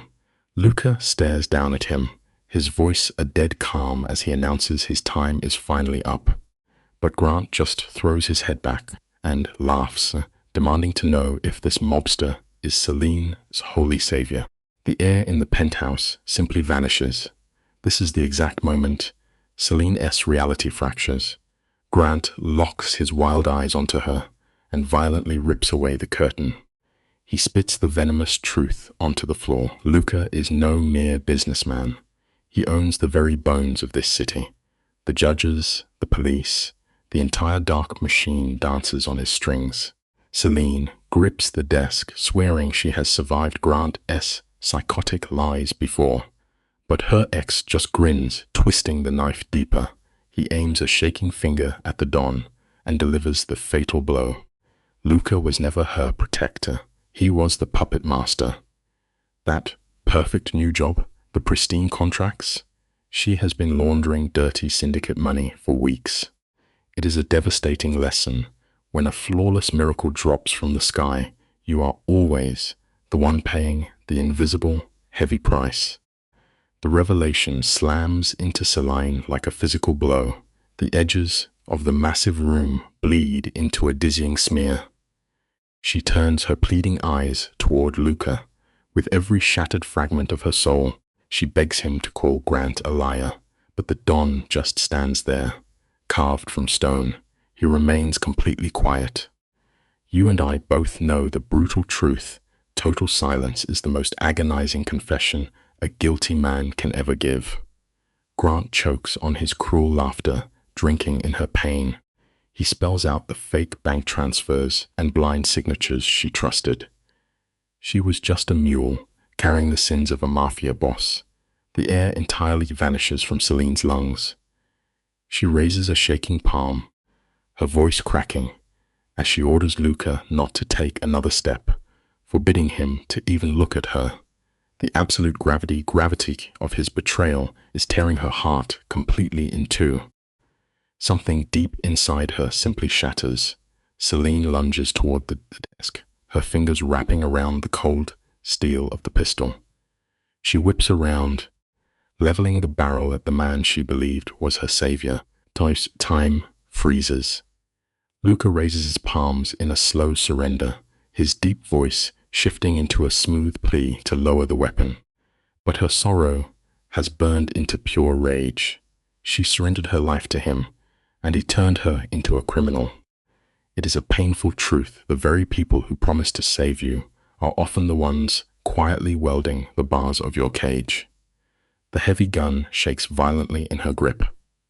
Finally, the tragic truth spills from his lips. He needed someone invisible, a soul so spotless the law would never look twice. She was always just a mark. Those icy, calculated words extinguish the last bit of light in her eyes, breaking her completely. Step into this cold room with me, watching a mastermind lose it all. She was once just a pawn in his game. But look at Luca now, the heavy armor guarding his soul fractures under the dim light. He confesses that Selene remains his only truth. She merely stares back, condemning him as a liar. Before he can inhale, Grant lunges from the shadows. He grabs her delicate wrist, twisting it with a stomach-turning violence. A single, thunderous gunshot tears through the penthouse silence. Selene freezes, watching bright crimson flood the immaculate white rug. Luca sinks slowly to his knees. The broken ex just shot the king. The lesson here is absolute. No matter how perfectly you control the board, raw emotion will always be the blade that cuts you down. Celine is paralyzed in a waking nightmare. Every comforting lie she held onto is violently bleeding out across the floor. The dark crimson spreads without mercy, ruining the silk rug. Grant stands perfectly still, staring at the smoking steel in his hand as if the gun dropped from the sky. He has no concept of the ruin he just summoned. A few feet away, Luca drains of color. His massive hand presses hard against the wound, but thick blood easily escapes his fingers. The mobster never screams. He remains anchored on his knees, his dark eyes fixed on Grant, commanding him to drop the weapon with freezing calm. It teaches us something unsettling. The most terrifying threat in a room full of absolute chaos is always the man who completely refuses to panic. Watch the complete collapse of a broken man. Grant stumbles backward, his voice cracking as he claims the gunshot was only an accident. It is the hollow logic of a coward. Luca is drenched in cold sweat, his breath catching. Yet he promises that if his heart stops on this floor, his empire will erase Grant from existence. Backed into a corner, Grant points his shaking weapon at Celine. He sobs, screaming their life was perfectly fine before the criminal world ruined them. Celine stares through her tears and shatters his pathetic illusion. Her voice is cold as she tells him they were never happy. The truth we must all face is undeniable. Nostalgia is very often just a beautifully dressed lie we tell ourselves to avoid the pain of reality. You and I know what happens when toxic secrets fester. Celine unleashes years of buried agony. Her voice breaks, exposing the endless cycle of violence, naming every quiet bruise Grant forced upon her. Grant grips his gun until his knuckles bleach white, spitting venom about the flawless life he gave her. But the fatal strike comes from the bleeding man. Luca confesses he used Celine because her pristine record made a perfect shield for his empire. The weight of that double betrayal hollows her out completely, yet Luca insists she deserves brutal reality over a comfortable illusion. We all learn this painful lesson eventually. The truth almost never brings immediate peace. Instead, it leaves a permanent, aching scar we must slowly learn to carry. The underworld king is fading fast. Blood pools into the hardwood, but he refuses to let silence win. Luca forces his confession out, admitting that watching Celine wither under a tyrant was a tragedy he could not ignore. His crimes were just an excuse to pull her into his shadow. Before that revelation can land, Grant snaps. He yanks the trigger. A deafening crack shatters the room as ceiling plaster rains down, the wild bullet missing Luke by inches. Grant howls in raw madness. Suddenly, the massive oak doors violently burst inward. Armed guards flood the room, screaming sharp commands. Let this be a clear lesson to remember when you push a desperate man into a dark corner. He will always reveal the terrifying monster hiding just beneath his skin. Luca tries to drag his broken frame up, but his failing muscles betray him. Gripping the mahogany desk, he stares Grant down with the freezing eyes of a predator, delivering one final ultimatum: drop the gun or die. But a fractured mind chooses the darkest path.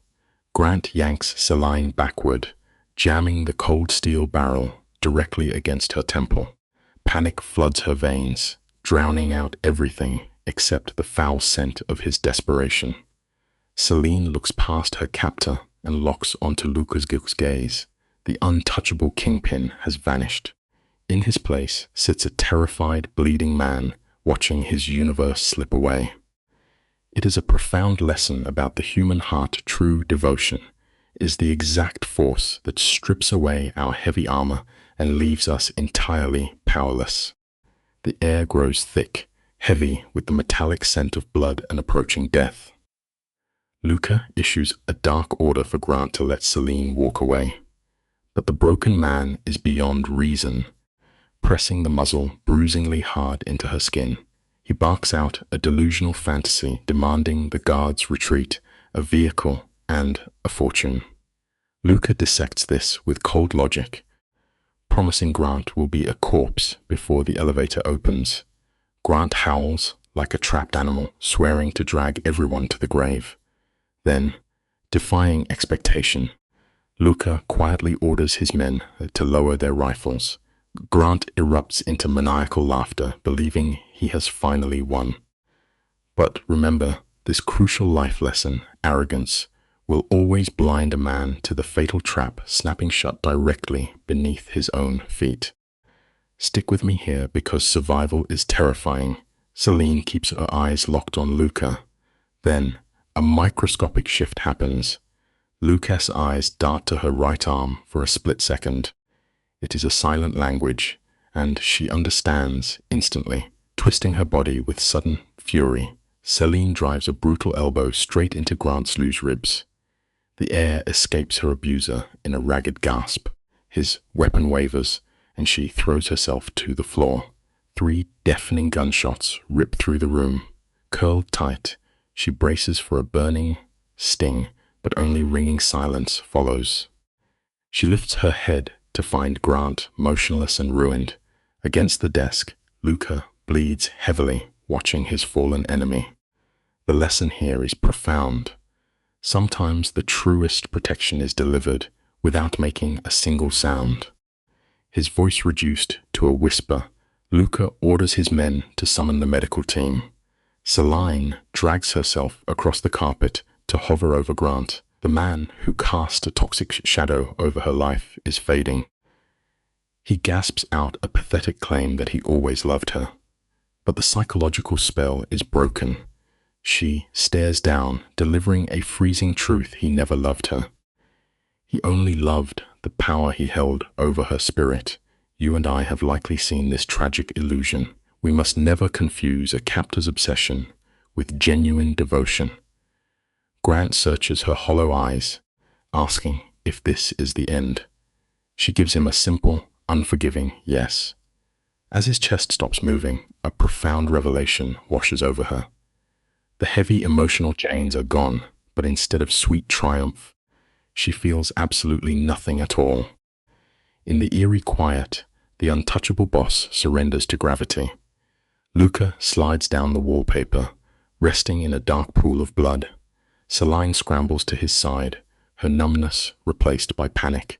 She presses her hands fiercely against his wound, terrified by his life slipping through her fingers. With tears blurring her vision, she begs him not to leave her. Even through the trauma, a faint smile touches his pale lips. He whispers he supposes he will stick around. Suddenly, a private medical team bursts through the doors like a hurricane. They shove her aside, packing the wound with cold precision. Shouting that the bullet is still inside, they prepare to move his body. The lesson here is brutally unforgiving. Time waits for absolutely no one when death is finally knocking at the door. The aftermath is a blur of shouts.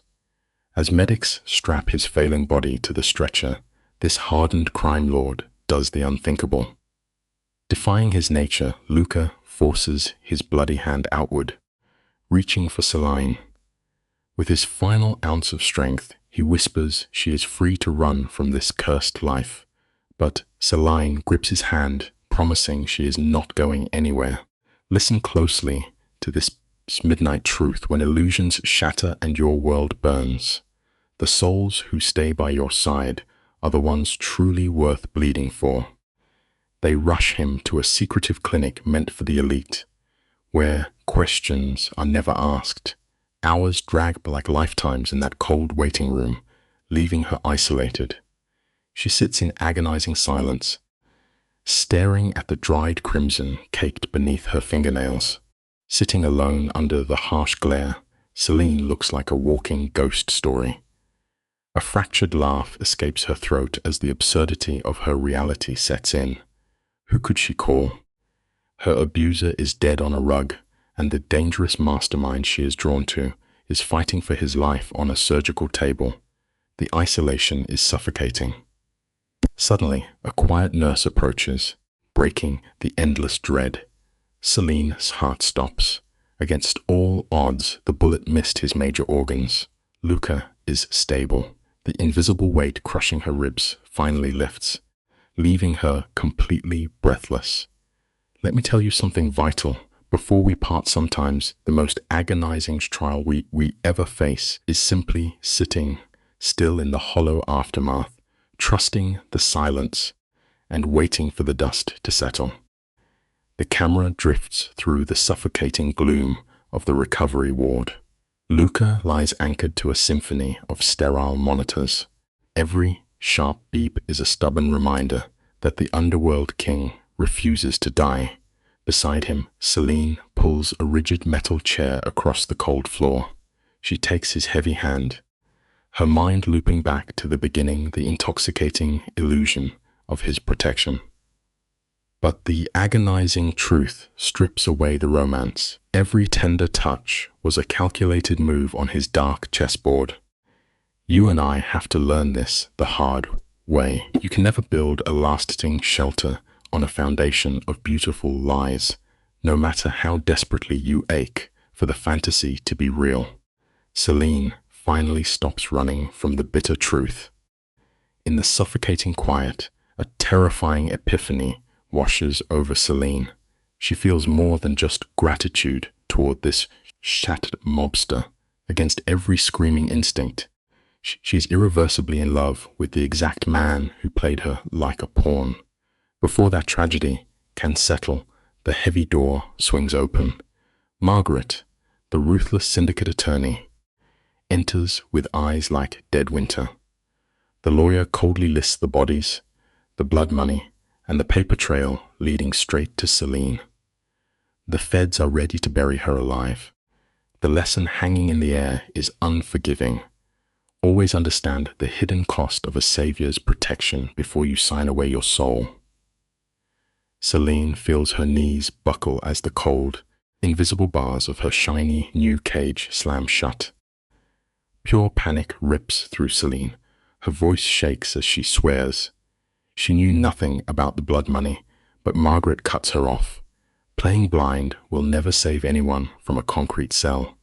Then, the attorney drops a truth that sucks the oxygen from the room. She can make the evidence completely vanish. Before the surgeons cut into Luca, his absolute final order was to build a fortress around Celine. The boss is willing to burn his entire empire to ashes just to keep her free. This is a quiet reality we all must face. True devotion is never found in easy gestures. It is the terrifying choice to throw away everything you own to keep another person safe. Celine trembles, pleading for her next move. Margaret just stares right through her, ordering the broken girl to step aside. Margaret pauses at the door, dropping one last heavy stone. The police have processed the bloody scene, but the crime family has already worked its dark magic. The shootout has been entirely scrubbed, neatly repackaged to the press as a tragic suicide. Nausea hits Celine like a physical blow. The lie is monstrous, erasing the brutal horror she barely survived. Margaret offers only a cold smirk, welcoming her to a world where truth is nothing but soft clay. It is a bitter life lesson waiting for all of us.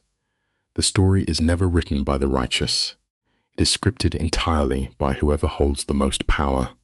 As the lawyer's heels fade down the hall, Celine is left drowning in her own guilt. 3 hours bleed away in dead silence. Then a roar, low groan echoes from the white sheets. The king is finally awake. Luca stares blankly at the sterile ceiling. His jaw clenches hard as the fresh bullet wound burns deep into his side. Celine whispers his name, her voice trembling. He shifts his heavy gaze toward her, genuinely stunned that she has not bolted for the door. She tells him quietly that she honors her promises. A rough breath escapes his chest as he asks if Grant is dead. When she nods, His only response is a terrifyingly cold good. She questions the fake suicide story, but he delivers the brutal math of the streets. The truth equals a metal cage, and he will always choose the lie. There is a hard truth we all face eventually. The line between victim and villain is often just basic survival, but the bill always comes due. Celine turns back to the broken man, her eyes burning with angry tears. You used me. You lied to me. The suffocating tension could snap a blade. Celine stands over his bed, her knuckles turning white as she lets her anger spill. She tells him his twisted games molded her into a stranger she barely recognizes. Luca does not even blink. He calmly states he would rather have her breathing and tainted than pure and buried in the dirt. But then her iron armor finally cracks. Her voice shakes as she admits she should leave him to rot, yet her feet refuse to move. Beneath the blood and the ruthless power plays, he was the only soul who saw her when the world looked right through her. Then comes the bleeding confession. She fell in love with him. Luca is left utterly speechless. It is a heavy reminder. Sometimes the people who drag you into the deepest shadows are the only ones who actually recognize your true worth. Luca never absorbs a hit without firing back. He matches her tearful confession, his gravelly voice heavy with something raw and broken. Watching her fight to survive completely shattered his cold defenses. He tells her he would orchestrate every dirty lie all over again if it kept her breathing. Pushing his luck, he tries to sit up, but the screaming fire in his gut forces his head back to the sweaty pillow. Catching his breath, he praises her iron strength. He admires how she refuses to take anyone's garbage, especially his own. He knows he is a dangerous monster she should run from. But listen closely. Real love is never about being perfectly clean. It is about owning the absolute ugliest parts of yourself and fiercely protecting the one person who makes you want to be a better human being. A king of the underworld, entirely stripped of his power, quietly begs her to stay. Not out of cold obligation, but because she actually chooses to be there. Celine stares down at the man who shattered her reality, yet somehow kept her breathing through the falling ashes. Every survival instinct screams at her to run from Chicago, to escape a city where bullets do the talking. Instead, she leans forward. She presses her lips to his, mindful of the white bandages. Pulling back, Luca manages a tired smirk, asking if that seals the deal. Celine meets his eyes with pure ice, whispering a quiet maybe. She reminds him she is still furious. It teaches us a very simple truth. Sometimes you have to set your blinding anger on the shelf for just 1 minute to hear what your heart is asking for, even when your life is an absolute mess. Celine refuses to let a fleeting romance erase his mountain of sins. She makes it violently clear that Naim is far from forgiven. Her terms are ironclad. One single lie, and she vanishes like smoke. Luca looks her dead in the eye and swears she will only get the raw truth now. She wants to trust him, praying this is not just another performance. 4 days later, the stubborn boss forces his way out of the hospital. His loyal crew stashes him in a luxury penthouse, mostly because his old office is still painted in his own blood. Celine begs him to rest, but he is already back on the phone, commanding the dark streets. It points to a harsh reality we all face. Building real, unbreakable trust demands serious time and consistent actions. Pretty promises, whispered in the dark, will never be enough. Frustration finally boils over into the open.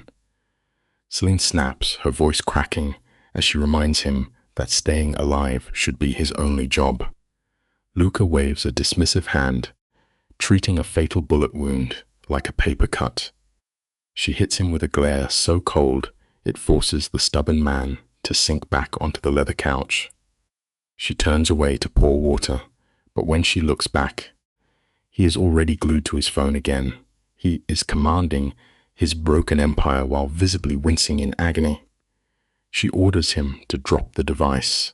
There is an edge in her voice so sharp that the ruthless crime lord actually freezes. He sets it aside. Unblinking, she demands to know their exact next move. He tries to brush it off, but she refuses to let him hide. Here is a vital lesson. You can never step into a better future if you keep running from heavy, uncomfortable conversations. She plants her feet firmly on the floor. Just surviving the night is no longer enough. She demands to know exactly what this tangled, bleeding mess between them actually is. Luca falls dead silent. He stares into the shadows before turning the heavy question back on her. What does she want it to be? When she confesses she is utterly exhausted, his rough, exhausted voice softens. He suggests they just breathe, one single day at a time, zero expectations, just the two of them against the dark. Celine studies the dangerous man who promised her sanctuary but dragged her into a hurricane. She slowly nods, but draws a firm line in the concrete. One more shadow game, and she walks out forever. It brings us to a truth we must never forget. Drawing hard boundaries is never a selfish act. It is the absolute only way to guard your peace in an unpredictable world. Fighting through the searing agony in his ribs, Luca leans forward to make a sacred vow. He swears his remaining days on this earth will be spent answering for his sins. He promises radical honesty, offering back the freedom he stole, vowing to never overlook her value again.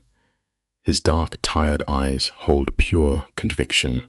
Celine feels the tight, suffocating knot in her chest finally loosen, and she accepts his word. 2 quiet weeks pass.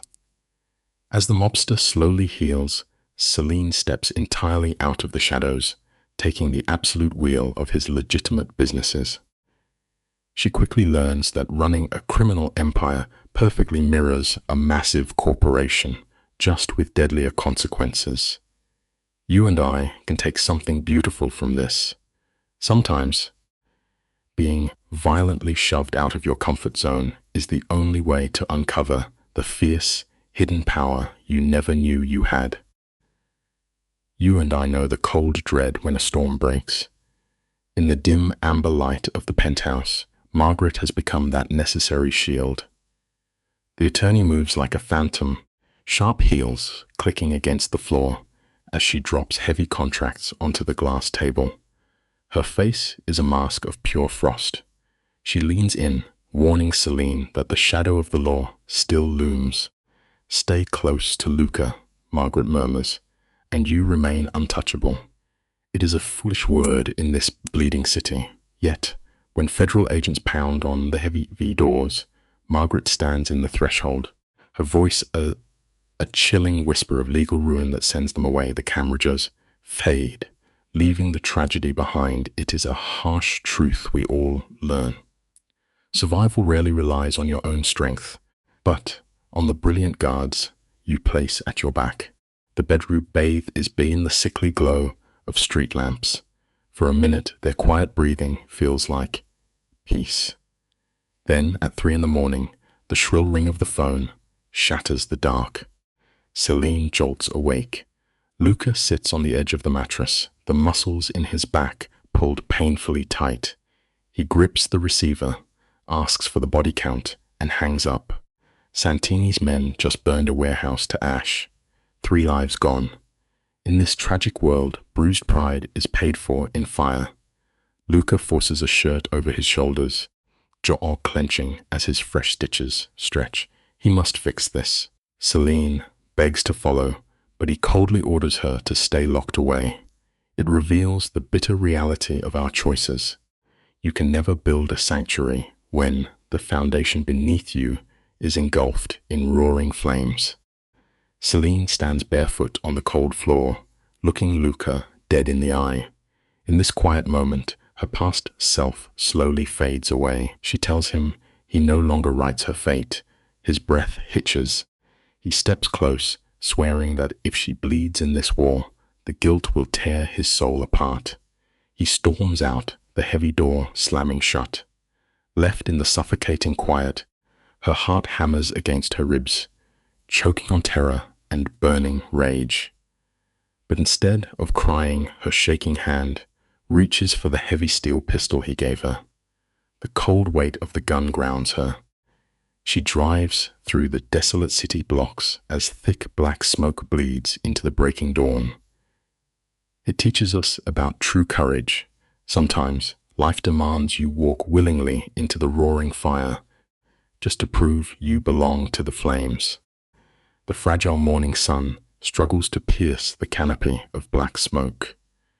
Distant sirens wail in the heavy air, but the syndicate men form an unyielding wall. Celine finds Luca standing near the blistering heat. The violent orange glow of his ruined empire reflects darkly in his hollow, exhausted eyes. She steps to his side, letting the heat rush over her face. He does not turn. He merely growls, his voice raspy with ash, that he ordered her to stay hidden. Celine tilts her chin up, reminding him her days of being handled like spun glass are finished. He warns her of an early grave. She does not flinch. He dragged her into this nightmare, and she refuses to cower. It is a painful truth about devotion. You can never truly love someone if you refuse to stand bleeding beside them on their darkest battlefield. You and I need to pause here, because the air grows incredibly heavy. Luca stands in the suffocating heat, asking in a broken whisper if she truly grasps the weight of this choice. There is no returning to the light. Celine does not blink. The harsh firelight dances across her pale face as she tells him her old life died the second she made that fateful call. Luca reads the deep, invisible scars on her soul. Slowly, he nods. She is in. Turning back to the roaring inferno, he outlines his calculated nightmare for Santini. They must destroy the man who raised him, tearing down his wealth and his syndicate brick by agonizing brick. It is a tragic truth about vengeance we must learn. The raging fires we strike to burn our enemies are often the very same ones that end up scorching our own souls. If the old man chooses the grave, Luca murmurs, sorrow deep in his throat, they will gladly dig it for him. The hollowed warehouse suddenly collapses with a deafening roar, sending a storm of orange embers spiraling into the gray sky. Standing in the blinding heat, Celine watches the final bridge to her innocent past turn to white ash. She is no longer the terrified victim. Her spine is straight, hardened into something sharp and unforgiving. As the pale sun bleeds over the skyline, a chilling smile breaks across her face. The panic is gone, replaced by a cold appetite for chaos. It teaches us a brutal fact of life. Fear only holds its grip on your throat until you reach up and claim your own power. And just like that, the silent strangulation of the ruthless syndicate begins. The grand criminal empire does not collapse in a single day. It bleeds out slowly, a tragic and drawn-out death. Celine sits perfectly still in the choking shadows of cigar-filled back rooms. She listens to the violent code spoken by weary men with ruined faces. Night after night, she traces dirty cash through blood-stained ledgers, her elegant pen signing away her soul, binding her to the dark forever. She gave up, trying to scrub the invisible guilt from her hands long ago. It proves a universal truth of our nature. We must always sleep in the beds we make, no matter how terribly cold the sheets feel. 3 tense weeks vanish into the gloom. Then Luca finally finds the dagger's mark. Santini's beating heart is a massive supply hub on the south side, a flowing river of poison hiding in plain sight. The dim light casts harsh shadows. Luca stands over the blueprints like a ghost staring into his own open grave. He takes every cruel trick his father figure taught him and forges it into a weapon. They will strike the compound at 4 in the morning, drifting in when the city sleeps. Celine watches the muscle twitch in his jaw. She studies his cold, hollow eyes and asks the terrible question: why beg the old man to strike back? Luca traces a line on the paper, refusing to look up.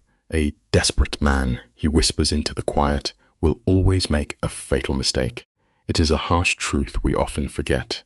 The most painful lessons carry a steep price, and pushing a man to the edge is the only way to see his true face. Celine knows she should feel sick, but her heart remains completely steady. The truth is, Celine feels nothing but a freezing calm settling deep into her bones. She buttons her dark coat, asking Luca when they leave. He pauses, questioning if she is truly ready for this blood. She steps close, eyes unblinking, telling him she knows exactly what she owes the dark. He searches her pale face for hesitation, but the terrified girl is gone. He agrees, his voice turning to iron, commanding her to stay in the shadows. It is a vital lesson about our darkest paths. Once you accept the terrible weight of your choices, the paralyzing fear simply vanishes. By 3:30 in the morning, the city is a silent graveyard. Celine rides shotgun, the heavy tactical vest pressing against her chest like an iron cage, as the concrete fortress emerges from the creeping fog. The compound is wrapped in cold steel. Sweeping cameras and blinding floodlights turn the night into a harsh artificial noon. But Luca brought his best ghost. The tech operative severs the video feeds, leaving the brutal lights burning so the guards suspect nothing. In the ink-black shadows, the crew slices a clean tear through the chain link, bleeding into the compound like dark water. Inside, the sheer scale of the betrayal is dizzying. Mountains of crates swallow the sky. The frigid air bites at their throats, thick with the stench of diesel and a harsh metallic tang. It is a bleak reminder of life. Survival often depends on how well you can breathe inside the toxic environments built by others. Luca lifts a gloved hand. The squad scatters into the freezing gloom toward the vault. Stick with me here, because the tension is pulling tight. Celine moves as a shadow, drifting into the cavernous warehouse. They find the fortune inside a massive steel cage. The enforcer steps up with cutters. The metal snaps like bone, masked by the drone of the generators. The cage swings open to reveal a kingdom of poison. A crate is pried apart, exposing rows of amber glass, the dark currency of ruined lives. It teaches us a bleak lesson about greed. Some men gladly build their golden empires upon the quiet suffering of thousands. Luca stares at the filthy wealth that paid for his childhood, taking a photo for the buyer. He whispers one call for the trucks. Then they wait in the suffocating dark, listening to their own jagged breaths. The silence shatters as 3 trucks roll into the bay, pale headlights slicing the gloom. Luca's men operate like an oiled machine, loading the crates with ruthless precision. Celine holds her position by the steel doors, gripping her weapon until her knuckles turn white. Blood rushes in her ears, her heart pounding a frantic rhythm. This is the jagged edge of the underworld. It proves a terrifying truth. The most dangerous moments often arrive when we are focused on something else. A scrape of boots echoes out. A lone guard steps from the blackness, trembling violently with a drawn pistol. Celine instantly levels her barrel at his chest, her cold voice commanding him to freeze. The man nearly drops his weapon, pleading in a whisper that he is just a worker trying to survive. Harsh floodlights carve deep shadows across the weeping guard's face. He is shaking, confessing his bosses will bury him if the shipment vanishes. Celine's gaze remains frozen. She whispers that if he touches that radio, her crew will put him in the dirt. Behind her, Steel doors slam shut on the final truck. Then, the broken man chokes back a sob, murmuring about his two young children. The sound hits Celine like a physical blow. You and I must remember a quiet truth: true power never lives in the blood you spill, but in the fragile breath you choose to spare. Her weapon dips just a fraction. She tells him to think of his kids, drop the gun, and disappear. He bolts into the thick, rolling fog. Luca steps from the pitch-black shadows, sees the discarded radio, and gives her a slow, heavy nod. Luca could have shot the guard, but he lets her fragile mercy stand. With one violent motion, the crew mounts up. Engines scream, tearing through the gates and melting into the dark. When sirens finally arrive, they find only scorched tire marks. There is a deeply tragic rule in this life: if you back a desperate soul into a lightless corner, you must be ready to face their ruinous wrath. 2 nights later, the old man delivers his answer. A bomb rips the face off Luca's restaurant, painting the sky in orange fire. No one dies, but the flames carry a deafening message. Yet Luca's jaw barely tightens.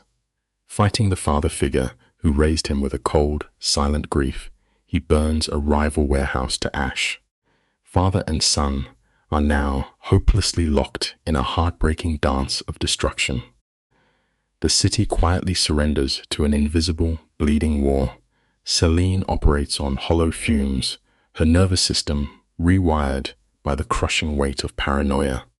Every creaking floorboard sounds like the boots of a grave digger.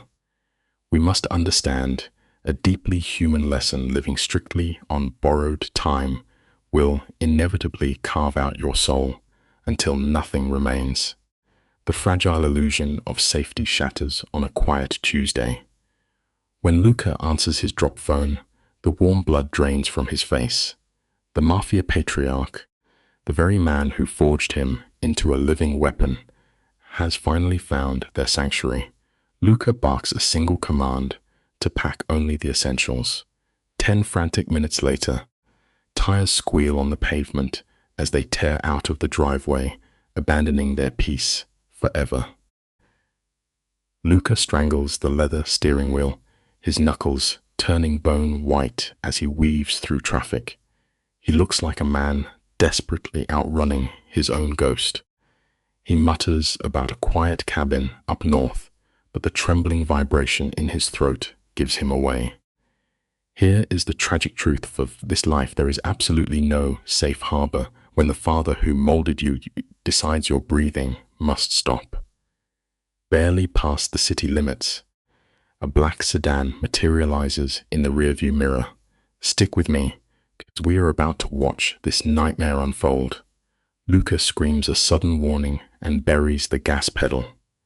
The engine roars, pushing the needle past 100.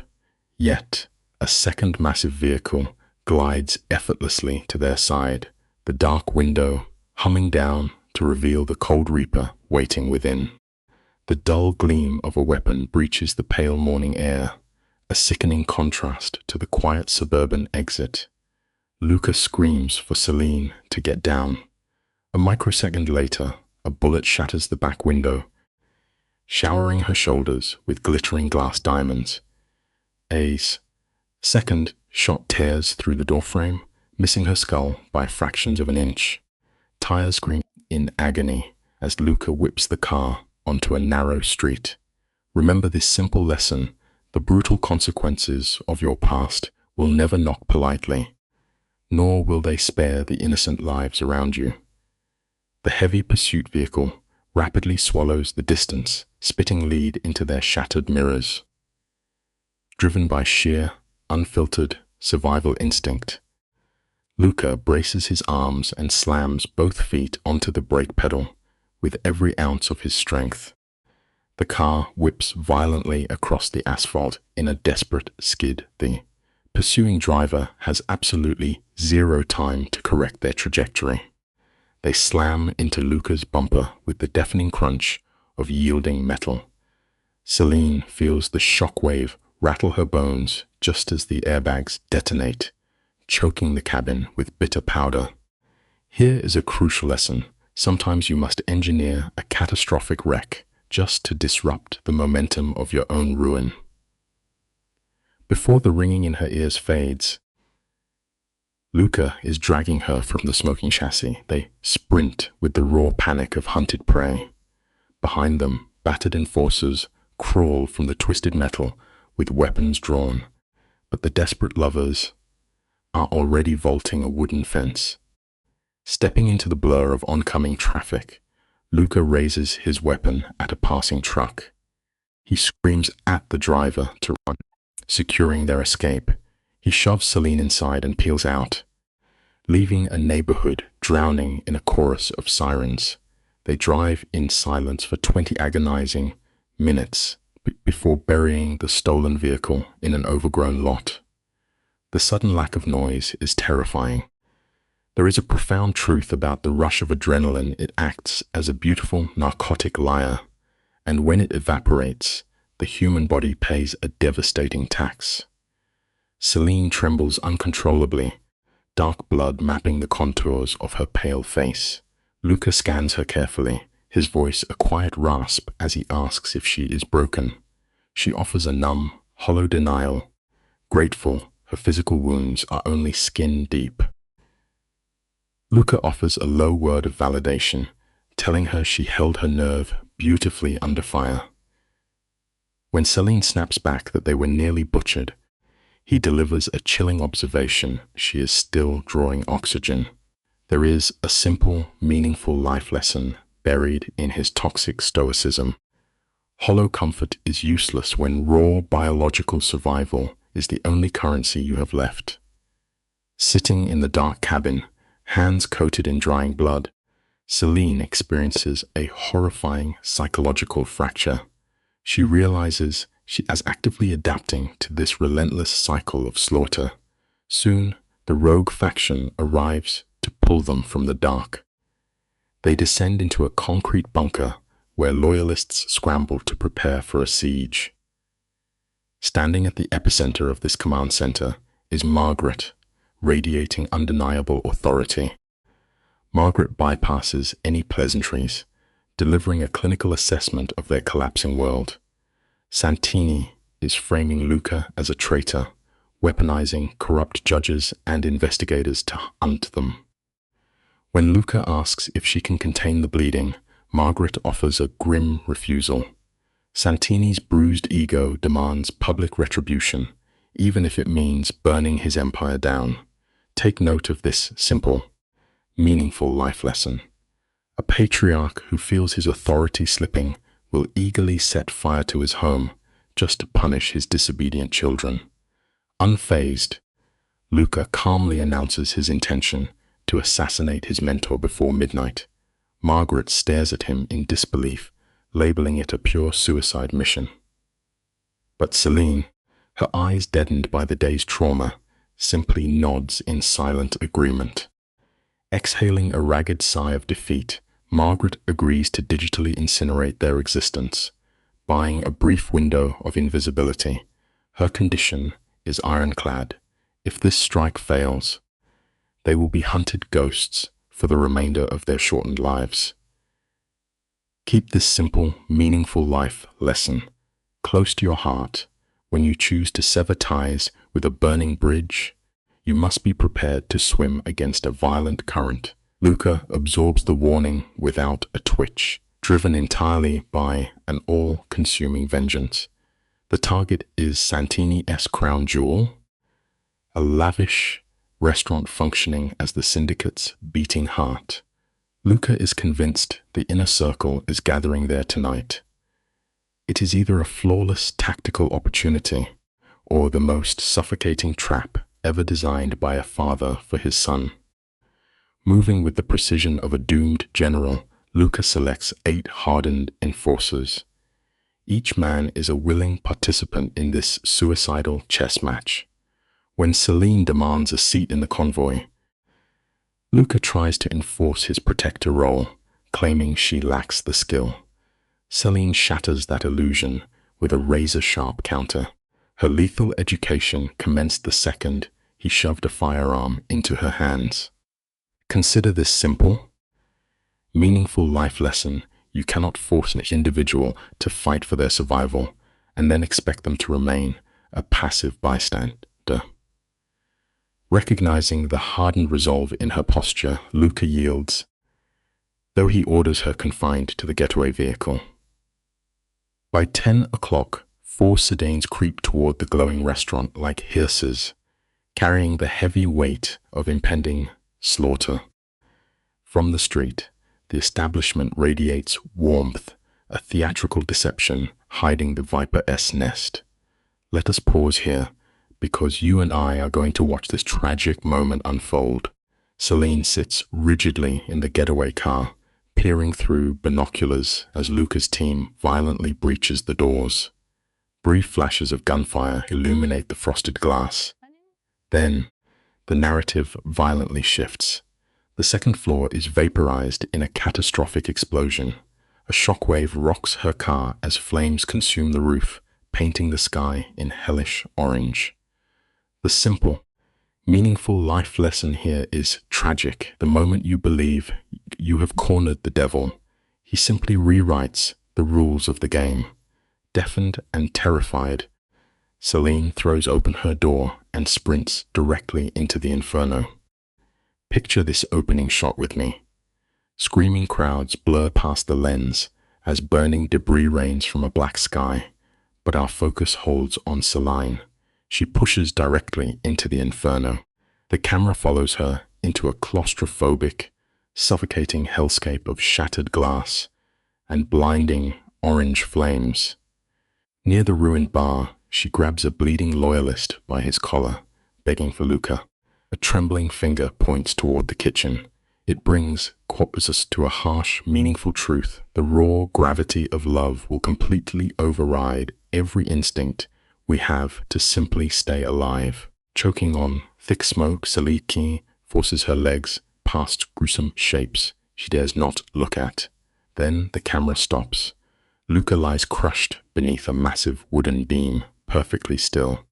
She drops to the scorched tile, tearing her throat with his name, until his eyes, finally, agonizingly flutter open. The lens zeroes in on the charred roof beam, trapping Luca against the floor. A pitch-black pool of his own blood creeps across the cracked tiles. Celine digs her bare fingers into the blistering wood, her muscles screaming as she pulls, but the debris refuses to budge. As the flames roar closer, Luca begs her to leave him behind, trying to claim a martyr's death. Here is a simple, profound truth to remember. Sometimes sheer, terrifying stubbornness is the only shield protecting someone you love from the grave. Celine completely ignores his pleas. She lets out a desperate cry, her hands tearing against the hot timber. Just then, 2 badly burned soldiers stumble out of the smoke, throwing their weight against the wood. The beam finally groans and shifts. Luca howls in pure agony as they rip his broken frame free, while Celine yells for them to keep moving. His screams of pain cut sharply through the heavy smoke as they drag his dead weight upright. Celine thrusts her shoulder beneath his arm, gritting her teeth as they stumble toward the blinding streetlights. They crash onto the hard concrete just as the entire building collapses inward, sending a shockwave of ash into the night sky. Celine collapses on the curb, pulling Luca's head into her lap as distant sirens pierce the air. The soldier paces in a blind panic, begging them to run, but Celine grabs his coat. She needs to know if Santini burned. The man just drops his head. Santini was never inside. It is a soul-crushing realization. Keep this simple, quiet lesson in mind. The absolute worst traps we ever face are the ones our own arrogance leads us blindly into. The flashing red lights blur into streaks as Celine surrenders to the dark. You and I know exactly how fast a tragedy spirals from here. The camera cuts to the back seat of a stolen sedan tearing down a dark road. Celine holds a barely conscious Luca, her hands pressing desperately against his wounds, while his warm blood ruins her clothes. Against every medical odd, the stubborn ghost refuses to cross over. The edit jumps forward. We see a harsh hospital light, the agonizing sound of metal pins binding his shattered leg, condemning him to a permanent limp. They pack up the pathetic pieces of their former lives and vanish into a damp, isolated safe house far away from the city. Let us take away a simple, unyielding lesson. The very second a war claims your physical blood, it ceases to be business and transforms into a bitter, lifelong obsession. The quiet of the hideout is thick, suffocating, and dripping with an unspoken thirst for revenge. Let the camera linger on the shadows of the bedroom.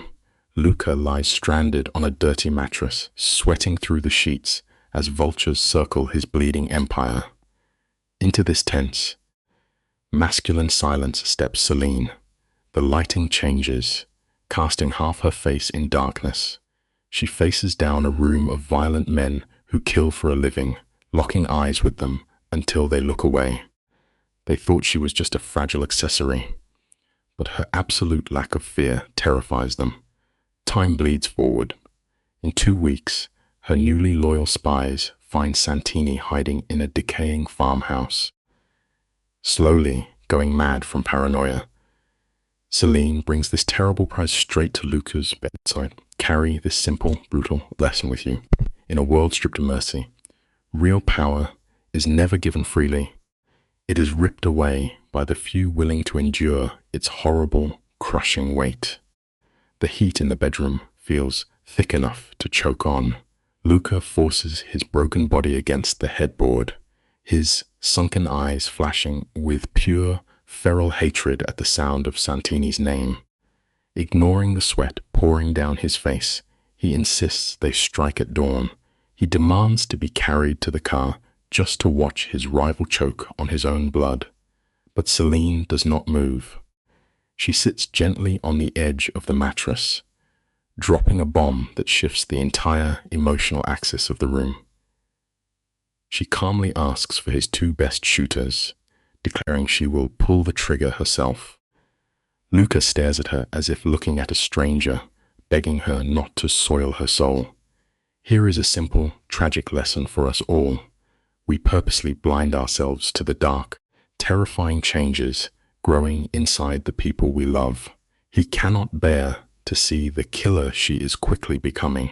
Stick with me here, because this is the emotional climax of our tragedy. The camera pushes in close as Luca grabs her hands, pleading with her to remain clean. He reminds her that he was born to die in the gutter, but she was supposed to be his light. Celine simply touches his cheek.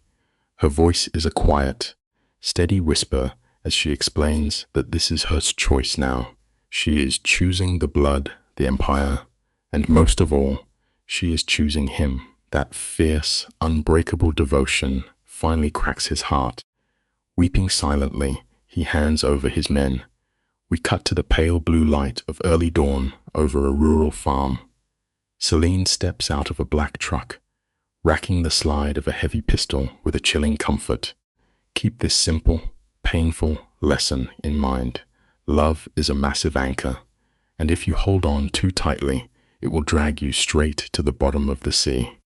Santini's grand reign has dissolved into 4 freezing men standing watch in the dirt. It is a pathetic, humiliating end. The soundtrack drops to a dead hush as Luca's hackers kill the farm's power grid. Celine and her kill squad glide through the tall, wet grass like shadows. The camera watches from a distance as the outer guards are quietly choked out and pulled into the dark. With a sudden crash, the heavy front doors burst inward. The interior of the house tells a story of complete mental collapse. Priceless art hangs over rotting takeout boxes and empty bottles. The stench of stale sweat and pure fear hangs heavy in the air. Celine tightens her grip on the steel, letting out a slow breath before taking the first step up the wooden stairs. Learn this simple. meaningful lesson. Today, absolute ruin takes root in your mind long before your body ever hits the floor. The master bedroom door kicks open in slow motion. Santini is slumped in a velvet chair by the window, washed in the harsh yellow light of the morning sun. A massive silver revolver rests uselessly in his lap. He looks up at Celine, his eyes completely hollowed out by days of terror, and whispers that she kept him waiting. When her men scream at him to disarm, he only laughs a dry, rattling sound. He mocks her, spitting that his whole empire burned down because of a worthless debt, claiming the weak are meant to be crushed. As he slowly, shakily raises his gun toward her chest, the last trace of the gentlewoman dies. Celine does not even blink. She squeezes the trigger 3 times, the deafening cracks echoing across the empty fields. Never forget this simple, powerful lesson. When you forcefully strip away everything a person cherishes, they have absolutely nothing left to fear. The old tyrant collapses onto the hardwood floor, his blood spreading into the expensive rug. His revolver slides harmlessly out of reach. We watch from a high angle as his chest violently rises and falls, choking on his own ruin. With blood painting his teeth, he croaks that he never thought she had the stomach for murder. Celine steps into his fading line of sight, her expression entirely blank. She softly whispers that she surprised herself. Santini gives a sickening, red-stained grin, welcoming her to hell just as the life leaves his eyes. A suffocating quiet settles over the room. She stares down at her shaking hands, feeling the permanent stain on her soul. Her innocent past is dead. Her guard pulls her arm, breaking the trance. Take this simple, quiet lesson to heart. Survival will constantly force us to adapt, even if it demands we turn into the very monster we spent our lives fleeing. Let us pause and examine this transformation together, shall we? The girl who used to jump at loud noises has just crowned herself a queen of thieves. Inside the speeding escape vehicle, the adrenaline finally crashes, leaving Celine with a freezing, hollow pit in her stomach. She rests her head against the cold glass, realizing she is now the very predator she used to fear. The camera cuts back to the misty safe house. Luca is sitting rigidly on the porch, his mangled leg propped up, watching the tree line. Celine slowly climbs the wooden stairs and sinks into the chair beside him. She does not look at him when she whispers that Santini is dead. Luca swallows hard, studying her empty eyes, and gently asks her what she feels inside. Grasp this simple, tragic lesson. A total, echoing emptiness is easily the most crushing weight a human heart can ever be forced to carry. The damp morning fog wraps around the porch as Luca offers her one final exit. He stares at the fresh blood dried on her jacket and promises her a clean slate. He will buy her a flawless new name, a quiet house near the ocean, and enough money to vanish forever.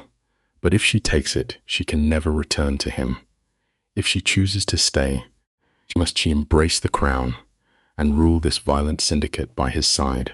Celine lets a bitter tear fall, accusing him of building her a perfect cage. Luca slowly shakes his head, his voice rough with emotion, telling her a cage is only a prison if the door is locked. She sobs, mourning the beautiful, soft woman she used to be. He reaches out, pulling her close against his chest. Hold tightly to this simple, profound life lesson. The most resilient, unbreakable versions of ourselves are always forged in the burning ashes of who we used to be. Tears carve shining paths down Celine's pale cheeks in the cold morning light. She stares at her trembling hands, whispering that the stain of this underworld will never wash clean. Luca steps closer. His voice is a low, grounding rumble, reminding her that beneath the blood, she is finally breathing. Her voice fractures as she confesses her deepest horror. She took a man's life, watching his eyes fade, and felt nothing at all. Luca offers a tragically gentle smile. He whispers that her sheer terror of this numbness is the exact proof her soul survives. As the sun crests the skyline, the suffocating tension finally shatters. Her tear-streaked gaze hardens into cold steel, telling him she is done running.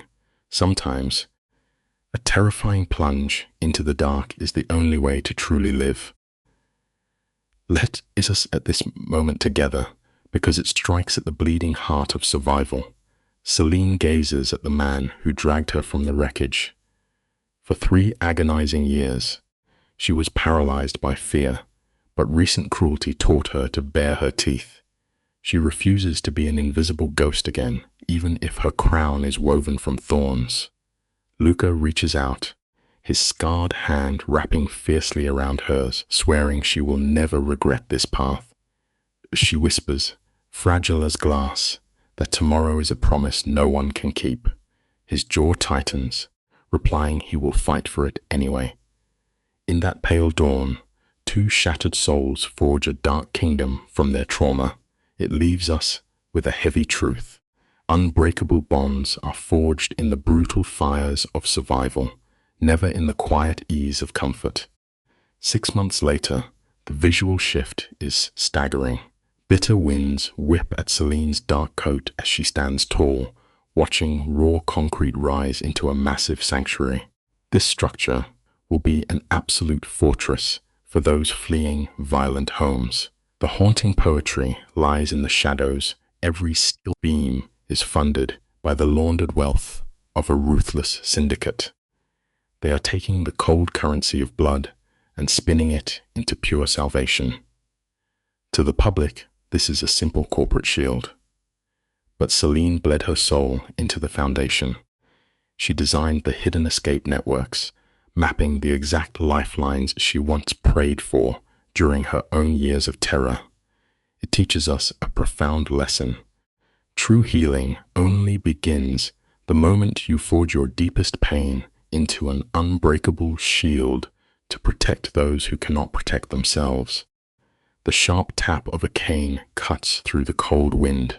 Luca steps beside her, his dark suit failing to hide the limp as his leg finally bears weight. Gazing at the rising steel, he murmurs, "She is a miracle worker."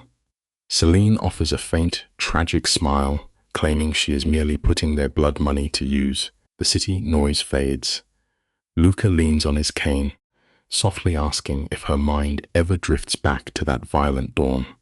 Celine admits the ghost of that morning breathes down her neck every day, not as regret, but as a chilling reminder of the true cost of power. Luca stares at her profile with fierce devotion, proud she gathered her ashes to build an empire of hope. Real love is never pristine. It is the defiant act of building a beautiful future directly on top of your darkest ruins. We have reached the closing scene of this dark tragedy. Celine rests her head against Luca's heavy coat, asking where else she could possibly belong. He reminds her she holds the keys to her cage, but both know innocent freedom is a lost illusion. Her mind flashes to that freezing apartment where she once covered purple bruises and prayed to be invisible. That trembling girl is dead, buried under thick armor. As dusk falls, they retreat to a sprawling penthouse above the skyline. It is not a paranoid bunker. Celine flooded the rooms with golden light, transforming a killer's barren fortress into a breathing home. It leaves us with a powerful realization. Sometimes, you must march straight through the blazing center of hell to finally find the one place where you truly belong. Picture this haunting final frame with me. A quiet evening unfolds in ordinary warmth. Celine moves softly through the kitchen, while Luca reviews contracts like a tired executive. But peel back that fragile domestic illusion and a cold reality remains. A loaded weapon rests beside the silverware, and armed guards pace the hall outside. Later, As city lights glitter below their balcony, Luca slides a sealed envelope into her hands. You and I might expect a romantic gesture, right? Instead, she finds the deed to the Wisconsin estate, the very ground where she first learned his true nature. She stands, frozen, the parchment trembling in her fingers, overwhelmed by the weight of this dark surrender. It leaves us with a vital lesson. True safety is never a lucky accident. It is always a deliberate, incredibly heavy choice. The heavy silence breaks as Luca's dark gaze pins her down.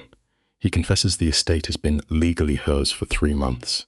Celine stares at the document like it is a loaded gun, her voice a trembling whisper when she asks why. His answer carries the grim weight of a man marked for death. He needs her to have a safe haven, cut off from his rotting underworld.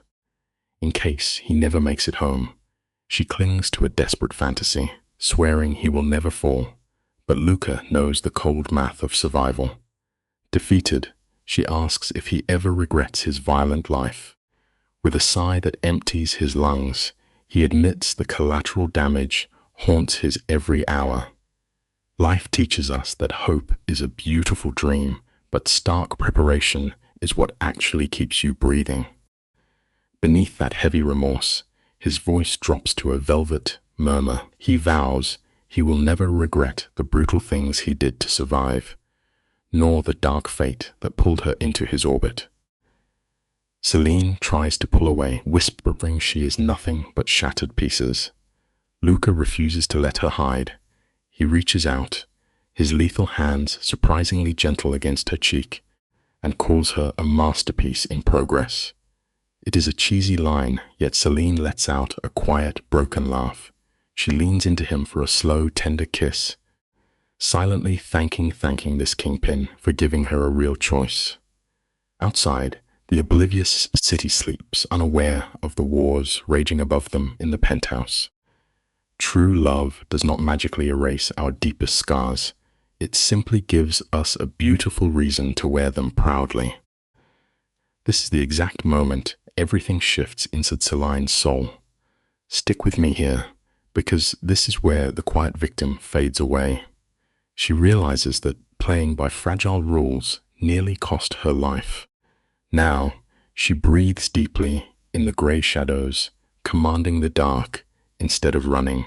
1 year later, we find them at the grand opening of their new community center. Flashbulbs pop, politicians smile, and the press buys the illusion of corporate saints. But you and I know the ugly truth about the dark money paving those polished floors. Standing beside her protector, Celine watches terrified women walk through those front doors, carrying the exact same haunted eyes she once had. It proves a powerful truth. Sometimes, embracing your own inner shadows is the only way to finally step into the light. Watching those fragile women, the heavy weight of true purpose settles deep into Celine's bones. Long after the cameras pack up and the applause fades, she and Luca walk the echoing halls. She asks if this place will actually save anyone. Luca does not even blink. He tells her it cannot fail because she used her own brutal agony as the blueprint for every single brick. Pausing under a glass skylight, Celine confesses her quiet awe. She never imagined the toxic violence that nearly drowned them could be forged into a weapon for healing. Luca stares right into her. That is what survivors do, he murmurs. They transform. When she asks if that is all she is to him now, he pulls her close, promising she is so much more. It shows us that our darkest pain can always become our greatest power if we only dare to use it. Let's look at this together. He whispers that she took her tragic narrative by the throat, ripping up the script to write her own ending. He calls her extraordinary, his voice rough with an emotion he rarely shows. In the center of this empire built on dark money, they share a slow, cinematic kiss. 2 years drift by since the shadows claimed their enemies. Where do we find our queen now? sitting on a therapist's couch. She dodged this room for months, convinced carrying her pain alone was the ultimate proof of strength. She tried to fight the ghosts in her head in silence. It was Luca who gently broke those stubborn walls. He showed her that true courage is never found in suffering without a sound. Real bravery is simply letting someone help you carry the heavy weight. The Don looked her in the eyes and dropped a heavy truth. Refusing help is not bravery. It is just another dark corner to hide in. He taught her that the exhausting process of healing is just as hardcore as surviving a bullet. Celine puts in the grueling work, uncovering how trauma rewired her brain. When the doctor asks about Luca, she offers a soft smile. Things are complicated, yet good. Does she trust the deadliest man in the city? Yes, but without her old naivety. The real shift happened when he stopped shielding her from the blood and treated her like an equal. Her greatest victory was not winning a mob boss's heart. It was realizing she never needed a knight in shining armor. She picked up the sword and saved herself. This proves that we alone hold the power to write our final chapter. Look closely at the screen with me. The camera lingers on Celine in the muted light. The therapist calls her realization a true sign of growth. Celine leans back, her eyes heavy with violent memories, whispering that it feels more like survival. In their ruthless underworld, those two words are identical twins. Outside, people rush through safe routines, blind to the shadows beneath them. Her phone vibrates. A message from Luca. The Don is playfully threatening to cook dinner tonight. She taps out a quick reply, mocking his tragic culinary skills, agreeing only if she picks the wine. Stepping out into the warm sun, she accepts a simple, lasting truth. Healing does not mean erasing your darkest chapters. It simply means giving yourself permission to finally enjoy the light. The city stretches out, heavy with lethal danger and wild possibilities. Celine walks straight into it, chin held high. She is terrified, but she knows true courage is not the absence of fear. It is feeling your hands shake and marching forward anyway. 5 years pass in the blink of a cinematic cut. Celine stands before a tall mirror, smoothing a sharp midnight blazer. The room breathes with the proof of a partnership forged in fire. Luca steps up, his massive frame filling the doorway. He watches his queen, his voice a low rumble, murmuring that she looks beautiful. Celine smirks at his reflection, replying that she just looks tired. It leaves us with a vital lesson. The strongest armor you can ever wear is the quiet, unshakable confidence of knowing exactly who you are. Luca smirks in the glass. His dark eyes gleam, insisting those two things are exactly the same to him. The scene cuts to a new battlefield, a massive black tie gala. The room drips with crystal, crawling with corrupt politicians desperate to buy a public halo. Celine despises these hollow rituals, but plays the twisted game flawlessly, knowing their dirty money builds her sanctuaries. At the microphone, she delivers a chilling speech about surviving the impossible. She never begs for pity or names her ghosts. The heavy aura of a woman who walked through hell is more than enough. Billionaires rush to hand her checks while she flashes a polished smile. It teaches us a hard truth. True power is not raw force. It is using the vanity of a broken world to build your own unbreakable empire. Away from the noise, Luca finds her on a shadowed balcony. He wraps his arms around her, praising her words. Celine sighs, arguing she barely spoke 12 sentences. He murmurs she said them perfectly. Leaning against the cold stone, she asks if he ever thinks about their bloody beginnings. The Don's armor finally drops. He confesses his regret for the suffering he caused, the target he painted on her back.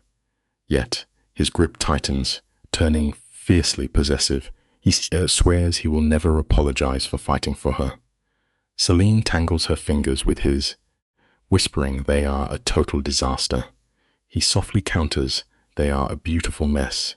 It teaches a real lesson. Love is never pristine. The strongest bonds are forged in absolute chaos, deeply scarred, but undeniably your own. Breathing the sharp night air, Celine processes the massive scale of what she survived. Watch her face in this moment. This dangerous empire is her final chapter. It is no fairy tale where a spotless knight rescues a helpless maiden. The life she built is complicated, laced with lethal threats, and cemented on a brutal foundation of impossible choices.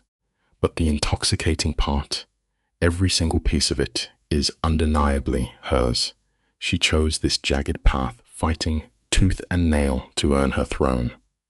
Standing shoulder to shoulder with Luca, watching the glittering lights of their kingdom, she realizes an ultimate truth. True freedom is never about desperately trying to outrun the dark. It is learning to walk straight through the terrifying shadows without ever letting them consume your soul.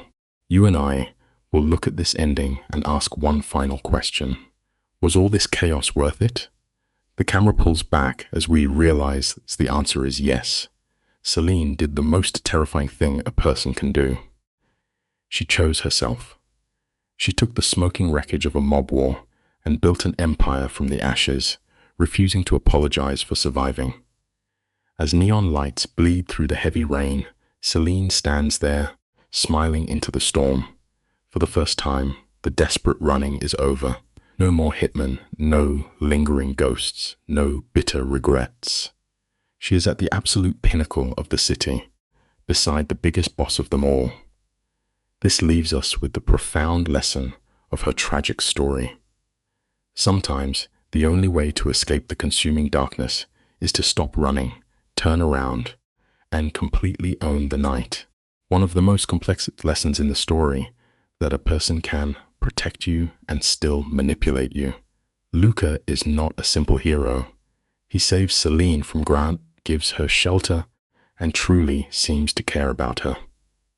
But later, she learns that he also used her as a part of his criminal business. The job in Milwaukee was not only a fresh start, it was also a way to use her clean reputation and professional skills to move money through legitimate channels. This betrayal is emotionally powerful because Celine trusted Luca at the exact moment when her ability to trust had already been damaged by Grant. The lesson here is mature and important. Good actions do not automatically erase hidden motives. A person who helps you may still benefit from your vulnerability. Luca's feelings may be real, but his deception is also real. This teaches viewers that trust must be built with truth, not just protection, gifts, or dramatic rescues. When someone enters your life during a crisis, it is especially important to slow down and ask questions. What are they asking from you? What information are they hiding? Are you free to walk away? Are they giving you clarity or only comfort? Celine's pain comes from realizing that both Grant and Luca in way tried to different her life for. Grant used violence and emotional control. Luca used secrecy and power. The difference matters, but both still damage her autonomy.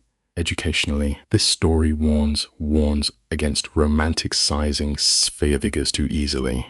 A person can be loving and harmful, protective and dishonest, generous and controlling. Celine's journey teaches that real love cannot be built on hidden contracts.